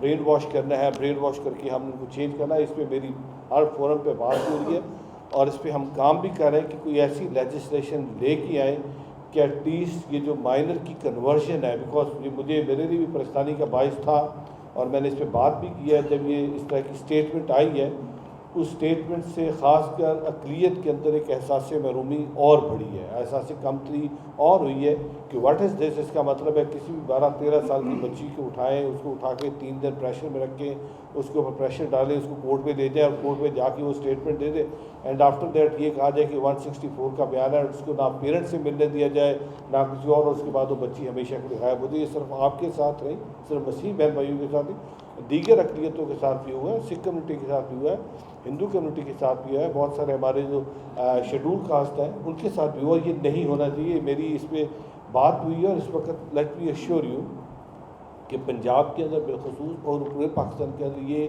सेंस प्रिवेल करती है कि हमने जब अक़लियत के तहफ़्फ़ुज़ की गारंटी करते हैं, हमारा कॉन्स्टिट्यूशन इस बात की गारंटी करता है, तो हमने किस तरीके के कंड्यूसिव इन्वायरमेंट देना है कि अक़लियतों के इस एहसास को, जो उनको एहसास दिलाता है कि हमारे माइनर के साथ ज़्यादती और फोर्स कन्वर्जन होती है, उस एहसास को कम किया जा सके। But on the other side, जो 18 साल से बड़ा शख्स है, और चाहे मेल है चाहे वो फीमेल है, उसकी फिर अपनी एक अपनी लिबर्टी है, वो क्या फ़ैसला करता है, वो क्या डिसाइड करता है, ये हम फिर उस पर भी थोड़ा सा हमें देखना होगा कि उसका अपना, उसके लिए हम अपना लाहेअमल तैयार करें कि हमने किस तरीके से उनको अपने उसके साथ जोड़ना है। अब रही बात गवर्नमेंट की, तो क्योंकि मैं जब आया था वज़ीर बना था तो मैंने डिपार्टमेंट का एक 5 ईयर फ्रेमवर्क बनाया था, स्ट्रेटजिक प्लान बनाया था। अनफॉर्चुनेटली उससे पहले कभी मौजूद नहीं था, एग्जिस्ट नहीं करता। उसके अंदर हमारी 8 स्ट्रेटजिक प्रायोरिटीज़ निकली। जो नंबर 1 स्ट्रेटजिक प्रायोरिटी निकली that was the economic empowerment, because वो सबसे बड़ा इशू जो है दैट इज़ गुर्बत। हम ब्लास्फेमिक एक्ट देख लें, हम कन्वर्जन के केसेस देख लें, हम कहीं और जो हेट देख लें, तो हमें उन पॉकेट्स में नज़र आता है जिन पॉकेट्स के अंदर इसमें सबसे ज़्यादा गुर्बत है। और उसके लिए हमने एक फाइनेंशियल इंक्लूजन का प्रोग्राम भी शुरू किया, जिसके अंदर हमने minority card in initial stage किया। लेकिन कल हमारी ADP की मीटिंग थी, मैं उसके अंदर एक और अगला स्टेप लेके आ रहा हूँ, जो इकोनॉमिक एम्पावरमेंट के अंदर हम किस तरीके से बिजनेस इंक्यूबेशन की बात करें ताकि लोगों को हम इकोनॉमिकली एम्पावर करें उन पॉकेट्स के अंदर जहाँ पे एम्प्लॉयमेंट जनरेशन की बात हो, लोग एम्पावर हो। बट जहाँ पे बाकी 8 प्रायोरिटीज़ हैं, स्ट्रेटजिक प्रायोरिटी में सबसे बड़ी जो स्ट्रेटजिक प्रायोरिटी हुई थी, जिसके लिए आज हम बैठे हैं, कि कहाँ पे लेजिस्लेशन की ज़रूरत है, कहाँ पे लेकुनास है हमारे एग्जिस्टिंग लॉज के अंदर, ताकि उन लॉज को इम्प्रूव किया जाए। और ये जो स्ट्रेटजिक प्लान बना था that is not while sitting in the office और वहाँ बैठ के बन गया। ये मेरी पूरी टीम, क्योंकि मैंने इसमें वर्ल्ड बैंक को इंगेज किया था। वर्ल्ड बैंक इंडिपेंडेंट ऑर्गेनाइजेशन है, मैंने इसलिए उनको ये रिक्वेस्ट की थी कि world bank should come forward और वो हमें ये पूरा डिज़ाइन करके दें, क्योंकि मेरा अपना बैकग्राउंड है कि I been working with the World Bank, that's why मेरी it was much more easier for me to engage them, to involve them और हमें एक ऐसा डॉक्यूमेंट तैयार करके दें। And thank you World Bank, उन्होंने मेरी सपोर्ट की। तो उसके अंदर हम लोगों के पास गए, we sat with the stakeholders, उस स्टेक होल्डर्स के अंदर we sat with the churches, we sat with the academia, we sat with the civil society, we sat with the parliamentarian, we sat with the local community. और वहाँ पे ये चीज़ की ज़रूरत महसूस हुई कि जो हमारे एग्जिस्टिंग लॉज हैं, उन एग्जिस्टिंग लॉज के अंदर लैकूना है, उनको बेहतर करने की। तो मैंने तो आते ही कहा था, सिख मैरिज एक्ट के रूल्स नहीं बने थे, वो आते ही बनवाए, 3 महीने के अंदर बन गए। हिंदू मैरिज एक्ट के रूल्स नहीं बने थे, आते ही बनवाए, बना के उनको इम्प्लीमेंट कर दिया। और मैंने तो आते ही ये टास्क लिया था अपने ऊपर कि हमारी मार्च में हुकूमत आई थी, बाय दिसंबर हम इसको भी एड्रेस कर देंगे। बट जिस तरह इमानुल खोखर साहब बता रहे थे कि मुझे बताया गया कि it's not so easy, because इसमें पिछले 30 साल से काम हो रहा है, दैट्स वाई सबको ऑन बोर्ड लेना पड़ेगा। सो बिशप साहब, लेट मी टेल यू कि मैंने इस मारिया शहबाज केस से पहले हमने एक हाई लेवल कमेटी की बात की थी, और उस हाई लेवल कमेटी के अंदर हमने जितने भी हमारे थियोलॉजिकल सेमिनरीज हैं उनको रिक्वेस्ट की थी, वो आए FC कॉलेज को, लाम्स को, कनेड कॉलेज को, पंजाब यूनिवर्सिटी को, एंड लाइकवाइज बहुत सारे और जो ऐसे एकेडेमिया के, we requested them come and join us. 12 department from the government of Punjab, हर डिपार्टमेंट के सेक्रेटरीज को कहा था कि आप आइए इस हाई लेवल कमेटी के अंदर बैठिए, क्योंकि ये जो लेजिस्लेशन है ये नीड ऑफ द आवर है। क्योंकि इस वक्त एक सेंस प्रिवेल कर रही है with in the minority, particularly with in the Christian community के इस लॉ को हमने इम्प्रूव करना है। और ये एक काफ़ी बड़ी एक कमेटी थी, बट उसके अंदर हमने रखा था कि इसके अंदर को-ऑप मेंबर्स की भी थी कि हम इसमें और भी उनको लेके आ सकते हैं। अल्टीमेट ऑब्जेक्टिव ये था कि जब हाई लेवल कमेटी अपना काम कंप्लीट कर लेती है, will come to the main line churches, कि हम आपके पास आएंगे, हम आपको रिक्वेस्ट करेंगे कि this is what we have done. अब आप अपना, और जब तक आपकी उसमें कंसल्टेशन नहीं होगी सर, जब तक आपकी इन्वॉल्वमेंट नहीं होगी, जब तक आपकी उस पर स्टैंप नहीं लगी, I will not take it forward. मेरे ऊपर बहुत ज़्यादा क्रिटिसिज्म ये भी आता है कि मिनिस्टर जो है तो पॉलिटिकल बंदा, ये भाग के चर्चेस के पास जाता है। बिकॉज मेरा बिलीव ये है, अनटिल और unless I don't engage you, ये काम कभी मुकम्मल नहीं हो सकता। सो दैट्स वाई हम जो भी काम करेंगे, जो भी हम बिल बनाएंगे, जो भी हम असेंबली के अंदर लेके जाएंगे, we will come to you. But क्योंकि ऑलरेडी आप लोग काम कर चुके हैं, हम वी वुड रिक्वेस्ट यू, क्योंकि आप अगर बाकी भी किसी ने इस तरह का काम किया है तो हम उसको भी इस कमेटी के अंदर बुलाएंगे। आप लाजमी उस कमेटी के अंदर तशरीफ लाइए, rather to reinvent the wheel और हम सारा प्रोसेस दोबारा करें। और अगर आप ऑलरेडी इस प्रोसेस से गुजर चुके हैं और आपको इसकी बाइन है कम्युनिटी की तरफ से, तो हम एज इट इसको मैं आगे लेके जाने को तैयार हूँ। और फिर मैं जब मैं लेके जाऊँगा तो वो हुकूमत पंजाब की तरफ से बिल होगा जो हम असम्बली के अंदर लेके जाएंगे, और उसको मैं कोशिश करूँगा एट अर्लीस्ट इस बिल को पास करवा लीजिए। जो ऑलरेडी हमारे एक फाजिल मेंबर ने बिल जमा करवाया, उसको भी देखेंगे, हम उसको भी रिव्यू करेंगे कि उसके अंदर अगर कुछ ऐसी चीज़ें हैं जिनको लिया जा सकता है। बट अगेन वो आपके साथ कंसेंसस डेवलप करके, आपकी इनपुट के बगैर उस पर कोई काम नहीं होगा। मैं एक दफ़ा फिर आप सबका शुक्रिया अदा करता हूँ। And let me assure you, खुदा ने जब मुझे आज ये इज़्ज़त बख्शी है और मैं आज जिस मुकाम पे हूँ मैं अपनी जमात का भी शुक्रिया अदा करता हूँ। मैं अपने सारे बिशप साहबान का शुक्रिया अदा करता हूँ क्योंकि जिस दिन मैं वज़ीर बना था जो सबसे पहले मुझे मुबारकबाद आई थी वो बिशप साहबान की तरफ से आए थे। अलेक्जेंडर जॉन मलिक साहब, बिशप नदीम कामरान साहब, बिशप इरफान जमील साहब दूसरे दिन मुझे मुबारकबाद देने मेरे ऑफिस आए थे। इसी तरीके से बिशप बैनी साहब आए थे और बिशप बैनी साहब से पहले मेरा इस चर्च के साथ सेबेस्टियन शॉ साहब के साथ भी मेरा बहुत एक भाइयों वाला ताल्लुक है। आज वो कोयटा में बैठे हैं बट मेरा आज भी उनके साथ एक बहुत स्ट्रॉन्ग बॉन्ड है और आज भी हम एक दूसरे के साथ उसी तरीके से प्यार मोहब्बत के साथ रिश्ते में हैं। अभी बिशप साहब आप तशरीफ़ लाए, आपको एक तो हम लाहौर में वेलकम भी करते हैं। मजीद एबल साहब है, इस तरीके से मैनुअल खोकर साहब, आप सबको मैं एश्योरेंस देता हूँ कि हम सब ने मिलकर इस काम को आगे लेके चलना और इस वक्त जो रियल इश्यूज़ जो रियल चैलेंजेस हैं वो मैं आपको बताऊँ कि ये हमारी प्रायोरिटीज़ में हुकूमत की है कि हम उस पर काम करें। अगले आने वाले बजट के दौरान के लिए मेरा सबसे ज़्यादा 2 चीज़ों पर फोकस है। जहाँ पे इकनॉमिक एमेंसिपेशन की मैं बात कर रहा हूँ, जहाँ पे बिज़नेस डेवलपमेंट की बात करो वो तो मैंने करना ही करना है, बट बहुत सारे ऐसे पॉकेट्स हैं जहाँ पे आज भी लोग एक छोटी जो बुनियादी ज़रूरत है कब्रिस्तान की वो नहीं है। तो उसके लिए एक चीफ मिनिस्टर पंजाब ने भी एक फ़ंड दे दिया है, उसके लिए मैं काम भी कर रहा हूँ। सो हमारा फोकस है कि अगले साल के अंदर हम मोर दैन 150 जहाँ पे कब्रिस्तान जिन आबादियों के नहीं है, सो 150 मैंने टारगेट किया। सो आपके पास सारे चर्चेस के पास ऑलरेडी एप्लीकेशन आई होगी। So do share it with me. जहाँ पे इस वक्त कब्रिस्तान की जो बुनियादी ज़रूरत है हम उस पर काम करें। 3 डिवीज़न्स को हम पिक करने जा रहे हैं जी, डिवीज़न लाहौर को, डिवीज़न गुजरांवाला को, डिवीज़न फैसलाबाद की, जहाँ जहाँ पे ऐसी आबादियाँ हैं जहाँ पे इस वक्त बेसिक एम्यूनिटीज़ नहीं हैं वहाँ पे हम प्रॉपरली मैपिंग करवाने जा रहा हूँ। मैंने अर्बन यूनिट को इंगेज कर लिया, अर्बन यूनिट से मैं प्रॉपर मैपिंग करवाने जा रहा हूँ। मैपिंग करवा के हम वहाँ पे देखेंगे कौन कौन सी इस वक्त ऐसी बेसिक इम्यूनिटीज़ मिसिंग है ताकि वो इम्यूनिटीज़ उनके डोर स्टेप पे दिए। चौथा, last but not the least, क्योंकि आप लोग है तो आप लॉ फर्म से और आपका काम इस तरह का है, बट मेरी आई वुड रिक्वेस्ट यू कि लेट्स कम फॉरवर्ड। और मेरा ये बड़े मैं जिस दिन से आया था मेरा ये ख्वाहिश भी है कि हम अपने सारी जो इस वक्त 2.5 million according to the census है जो हमारी पॉपुलेशन है क्रिश्चियन कम्युनिटी की, हम इनकी पॉवर्टी प्रोफाइलिंग करें। पॉवर्टी प्रोफाइलिंग की बुनियाद पे देखें कि where do they stand, because जिस तरह मैंने शुरू में कहा कि the real challenge, the real issue is poverty. तो हमारा फोकस ये कि हम किस तरीके से पॉवर्टी प्रोफाइलिंग करके उनके डोर स्टेप पे कुछ ऐसा इकोनॉमिक एमेंसिपेशन के प्रोग्राम लेके आए, लॉन्च करें जिससे उनकी इकोनॉमिकली उनको पावर भी किया जा सके और उनको सस्टेनेबल एक रोज़गार भी दिया जा सके, जिसकी वजह से वो जो पॉवर्टी के उस पॉकेट में फंसे उस पर से कम उनको बाहर निकाल जा सके। So this is what my agenda and the chief minister Punjab vision is, and we are focused, we are determined कि हमने इस काम को करना है।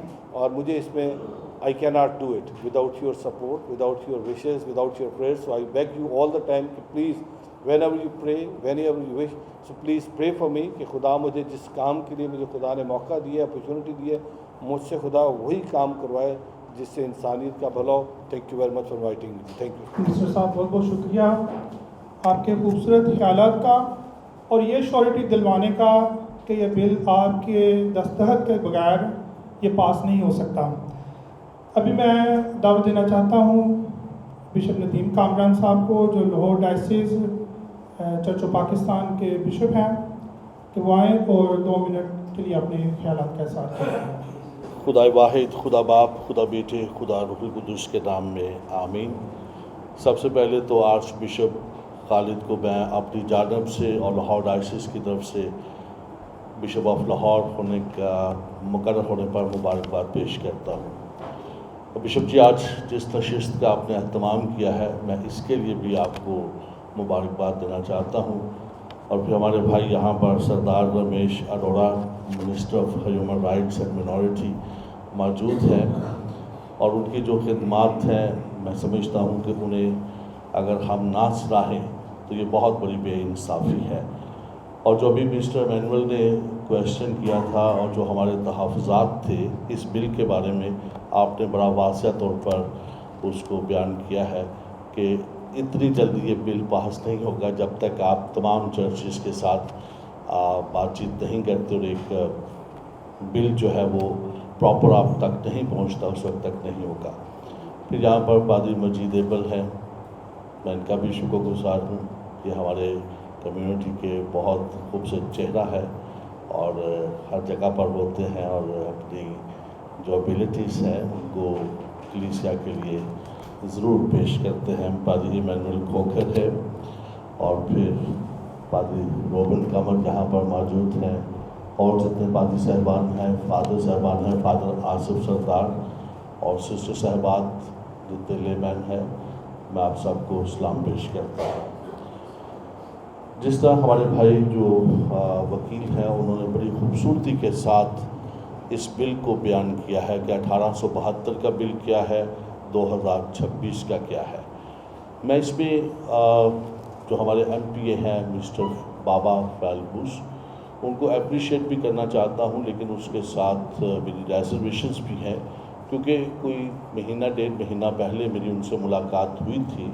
उस वक्त अभी ये बिल पेश नहीं हुआ था तो मैंने उन्हें कहा था कि सोलो फ्लाइट ना लीजिएगा, आप चर्च के साथ ज़रूर कंसल्ट कीजिएगा, मुख्तलिफ डिनोमिनेशंस के साथ ज़रूर कंसल्ट कीजिएगा और फिर आप इस बिल को पेश कीजिएगा। और उन्होंने वादा भी किया कि मैं ऐसा ही करूँगा, लेकिन आई डोंट नो कि क्यों उन्होंने ऐसा किया और उसमें बहुत सारे खला जो है वो हमें नजर आता है।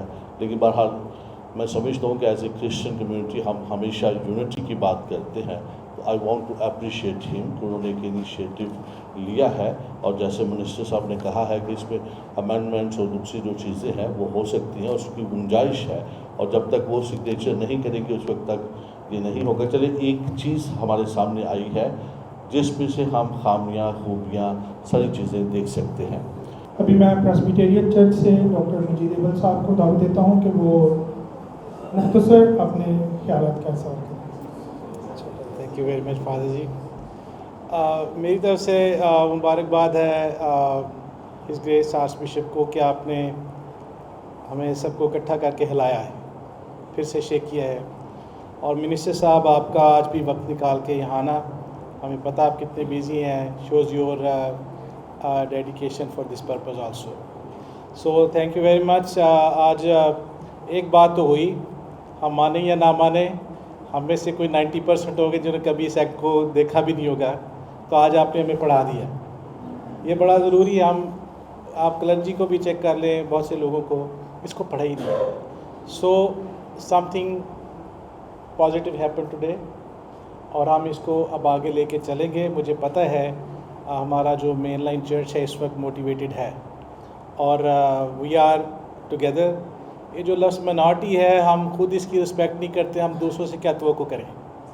हम कहते हैं जी हमारी मिनॉरिटी के लोग ज़्यादा, हमारे मेंबर होने चाहिए, हमारा मिनिस्टर होना चाहिए, उनकी मिनॉरिटी के काम है, तो हम मिनॉरिटी को खुद ही निगेट कर रहे हैं। हम मिनॉरिटी लफ्ज़ की निगेशन कर रहे हैं। तो हम तादाद में थोड़े हैं इसलिए हम मिनॉरिटी हैं, तो हम दूसरी मिनॉरिटी को जो हमसे कम है हमको क्यों क्रिटिसाइज़ करें। I really celebrate your leadership minister साहब, गॉड ब्लेस यू। आप पाकिस्तानी हैं और आप हमारे पाकिस्तानी भाई हैं और जब तक हुकूमत ने आपके साथ पे ये सेरा रखा है, आप हम सब के मिनिस्टर हैं और हमें उम्मीद है कि जब इस पे साइन होगा तो आप सारे चर्च की आवाज़ बनेंगे। Thank you very much. It is a moment of great honor and a blessing that I now invite our Archbishop Khalid Rahmat. Please come and share the final remarks.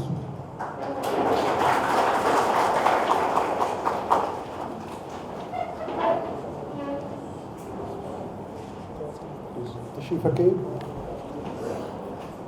सबसे पहले आप सब अहबाब का शुक्रिया अदा करना चाहता हूँ कि आज आपने अपने मसरूफ़ ज़िंदगी में से कुछ वक्त निकाला ताकि इकट्ठे मिलकर हम इस बहुत अहम और सेंसिटिव संजीदा मौजू पे बातचीत कर सकें। बड़ी सारी बातें होगी। कमर साहब ने बड़ी डिटेल के साथ कल शाम को भी कहानियों के एक सेशन दिया ताकि हम बड़े अच्छे तरीके से अलर्ट हो जाएं कि जो 1872 का एक्ट था वो क्या कहता है और जो प्रपोज्ड बिल अभी पेश किया गया है वो क्या है। कमर साहब आपकी सारी मेहनत का शुक्रिया। कमर साहब को पिछले 4-5 साल से जानता हूँ, कुछ खिदमत इन्होंने मेरे साथ मिल की कोयटा में की, अभी कुछ लाहौर डायसिस में भी इनकी खिदमत दरकार होगी। इन्होंने ऑलरेडी मेरे कहने से पहले इस पर काम कर चुके थे। जब इन्होंने मेरे साथ शेयर किया तो मैंने कहा मेरे पास आओ, हम इस पर मिल के काम करते हैं। ये डॉक्यूमेंट इन्होंने तैयार किया। कल मेरी आर्च बिशप जोसेफ अरशद साहब से बातचीत हुई उन्होंने एकदम अपनी फाइंडिंग्स हमारे पास भेज दी। तो मिनिस्टर साहब, बात ये की गई थी शुरू में कि हमें कलेक्टिव विजडम की ज़रूरत है। कोई भी इस बात का इख्तियार नहीं रखता है, वेदर इट इज़ गवर्नमेंट और एनी पर्सनल, कि वो हमारे पर्सनल लॉज को हमारी मर्ज़ी के बगैर छेड़े या उसमें कोई अमेंडमेंट करे।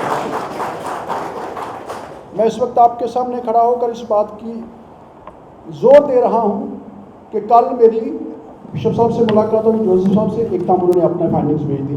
मेरी बिशप बैनी साहब से बातचीत हुई कि ये हमारा सेशन है, उन्होंने कहा I am with you. So Pakistan Catholic bishops conference की रजामंदी से ये सब कुछ जो किया जा रहा है, उनकी तायद से किया जा रहा है। और इसमें हमारे साथ वकला बरादरी मौजूद है, हमारे सारे मेन लाइन चर्चेज़ यहाँ पे मौजूद हैं। उस एक्ट में से जो अभी प्रपोज किया गया है, 3 बड़े चर्चेज़ के नाम थे, सब निकाल दिए गए। Roman Catholic church, church of Scotland, church of England, then who is there, उसमें मौजूद कौन है? मशरूम चर्चेज़ और गली मोहल्ले वाले चर्चेज़, जिन्हें हम कोई भी नहीं मानता, क्योंकि वो हमारे लिए मुश्किलात पैदा करते हैं। सो प्लीज़ आपने इसको, जैसे मैंने थोड़ी देर पहले आपकी विशेष सोनिया अशर साहब आई थी, मैंने उनसे भी यही रिक्वेस्ट की, मेरी पहली मुलाकात में भी आपसे यही बात हुई कि 3 माह पहले माइनॉरिटीज़ प्रॉपर्टी एक्ट पेश किया गया है, जो हमारी सारी प्रॉपर्टीज़ के लिए बहुत बड़ा ख़तरा है। हमने मिशन कॉन्फ्रेंस में उस पर डिस्कस की, हमने कुछ काम दिया हुआ है, उस पर काम हो रहा है। सो ये 2 एक्ट्स जो हैं, ये आपने वादा भी किया है कि इसको आप नहीं पेश करेंगे, यानी आगे मूव नहीं करेंगे इसको, जब तक इस पर होमवर्क नहीं हो जाता है। इमोशनल होने की ज़रूरत नहीं है, वी टेक टाइम, हमें ज़रूरत है टाइम लेने की। और आज मैं सिर्फ ये बात करना चाहता हूँ कि main line churches, all of you who are sitting here, क्या हम इस पे काम कर सकते हैं मिलकर? क्या हम इस पे काम कर सकते हैं? कैथोलिक चर्च इज़ रेडी, ठीक है? पाकिस्तान कैथोलिक बिशप कॉन्फ्रेंस इस पे काम करेगी। सो अगर आप मिल के काम करना चाहते हैं, इसमें कुछ इन्वेस्टमेंट भी करना पड़ेगी, टाइम को इन्वेस्ट करना पड़ेगा, आपकी मौजूदगी चाहिए। सेकंड थिंग, लीगल टीम हमारे साथ, और कमर साहब तो इसके साथ हैं। अगर मैं आज उनको गो हेड दे दूं तो ये मेरे लिए काम करेंगे, लेकिन हमें आपकी भी ज़रूरत है। तो शुरू में बात ये हो गई थी कि इसके तमाम स्टेक होल्डर्स को साथ लिया जाए, अरोड़ा साहब, ठीक है? और उसमें नंबर 1 चर्चेज़ हैं, चर्च, दूसरे नंबर पे सिविल सोसाइटी, ठीक है? हम गवर्नमेंट की रिस्पेक्ट करते हैं, MPA साहब हमारे लिए काबिल एहतराम हैं, लेकिन मेरा ख्याल है कि जैसे आप कह रहे थे कि नदीम कामरान साहब, बिशप साहब ने कहा कि सोलो फ्लाइट ना लें, लेकिन उन्होंने ली, और जिसका नतीजा ये निकला कि बहुत सारी क्रिटिसिज्म अभी हो रही है, जैसे हम भी कह रहे हैं कि ये हमें काबिल कबूल नहीं है। तो बहुत सारी चीज़ें ऑलरेडी देखें, ये जिस्त है जो कमर साहब ने तरतीब से दिया है, बिशप जोसेफ साहब ने मुझे बिल्कुल इसको फ्यू पॉइंट्स में बयान कर दिया। इसका मतलब है कि इस पे काम करने वाले मौजूद हैं, तो हम इस पे काम ज़रूर करेंगे, मिल के काम करेंगे, और आप हमारे फाइनल टेक्स्ट का इंतज़ार करेंगे। दोनों ही बिल जो पेश किए गए हैं, इनकी तरफ से, MPA साहब की तरफ से, क्रिश्चियन माइनॉरिटी बिल जो पेश किया गया 3 महीने पहले, 2-2.5 माह पहले, उस पर मैंने कहा तफसील से बात हुई है, उस पर काम हो रहा है, और ये भी। तो ये हमारे सेंसिटिव इश्यूज़ हैं जिस पे हमें आपकी मदद की ज़रूरत है। Very good, thank you. दूसरी बात ये है कि क्योंकि हमारे काहिन यहाँ पे मौजूद हैं, सिविल सोसाइटी के नुमाइंदे यहाँ पे मौजूद हैं, वकला बरादरी हमारे साथ मौजूद है, we need to come on 1 page, हमें इकट्ठा होने की और इस पर काम करने की ज़रूरत है। मैंने कहा इमोशनल होकर सोशल मीडिया पे ये सब कुछ किया, वेरी गुड, ये बहुत अच्छा है, और वो भी एक सोशल मीडिया पे आवाज़ उठाना, ये हमारा हक भी है, ये हमारा फ़र्ज़ भी है, लेकिन इस पर थोड़ी सी संजीदा सी कोशिश होनी है, जिसके लिए टाइम भी चाहिए और थोड़ा इन्वेस्टमेंट भी करनी पड़ेगी। कमर साहब और इनकी टीम हमारे साथ मौजूद है, आगे इनसे बातचीत जारी रहेगी, जैसे ये गाइड करेंगे। पाकिस्तान कैथोलिक बिशप कॉन्फ्रेंस की मर्ज़ी और रज़ा के मुताबिक आप सबके ताउन से हम इस पर ज़रूर काम करेंगे। आज के लिए आपकी सारी तशरीफ़ आवरी का, आपकी सारी खिदमत का, आपके सारे ताउन का हम शुक्रिया अदा करते हैं। फ़ादर नकाश का, फ़ादर असफ सरदार का, इनकी सारी टीम का, फ़ादर बिशारत का, जिन्होंने अपने रुफ़का के साथ मिल के आज की इस खूबसूरत नशिस्त का अहतमाम किया है। हम आपकी भरपूर तालियों में इन्हें मुबारकबाद पेश करते हैं और इनका शुक्रिया अदा करते हैं। Thank you very much. God bless you. On behalf of Archbishop Khalid Ahmed, I would like to thank you, each one of you.